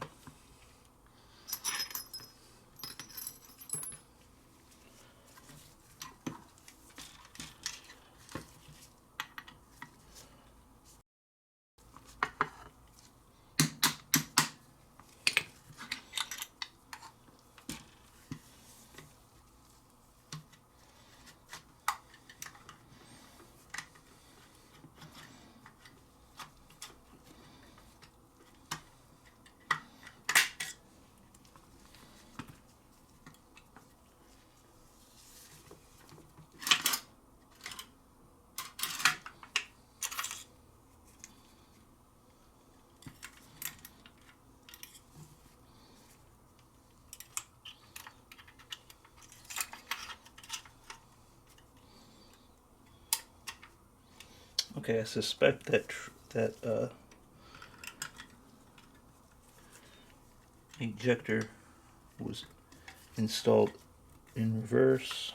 I think that's just going to solve it.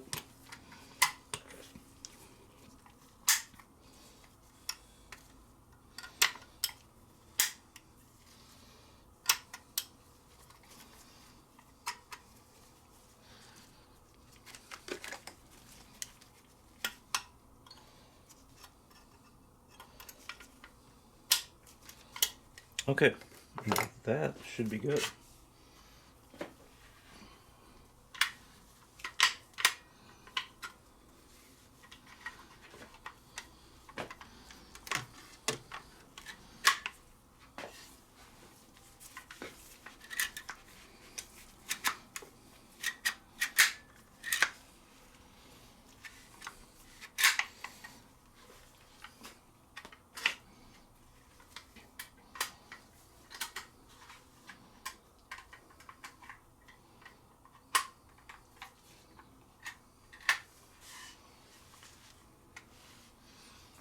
Okay, back in goes the trigger pack.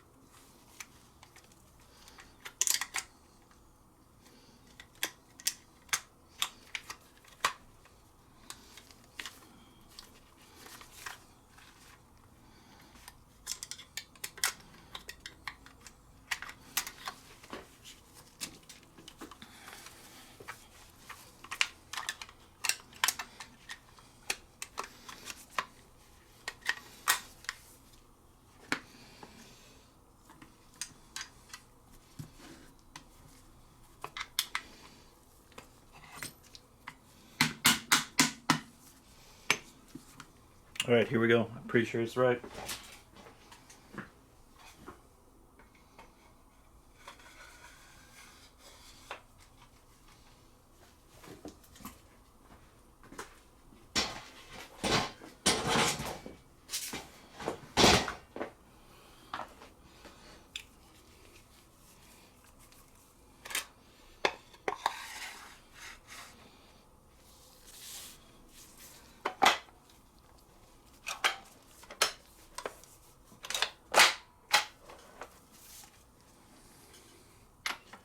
I'm 99.9% certain this is correct now.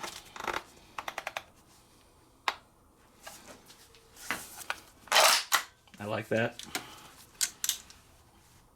I like that. And I like that. That's how she goes. Okay, I'm going to be right back.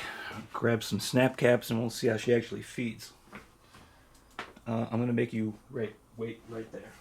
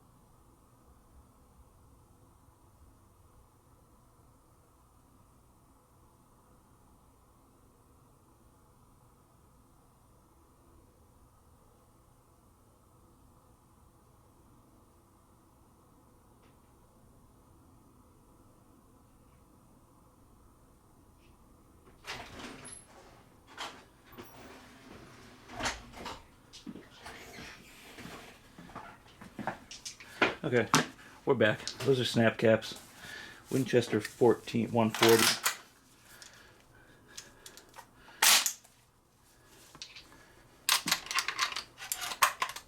1. It's got a mag capacity of just about 2.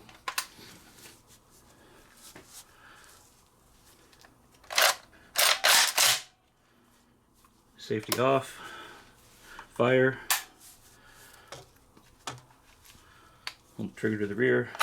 Action cycles. Ejection. Feed. Reset. Fire. Ejection. Winchester 140.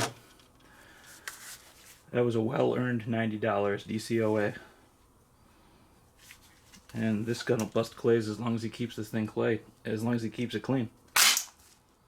Thanks for sticking around, you guys. Thanks for the likes and the subs.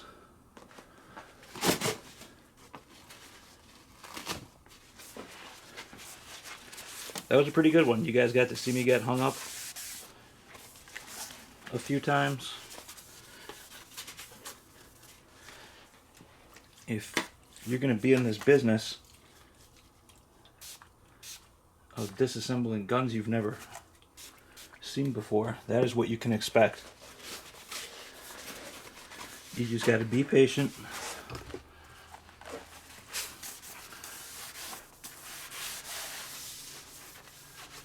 And understand how the gun works.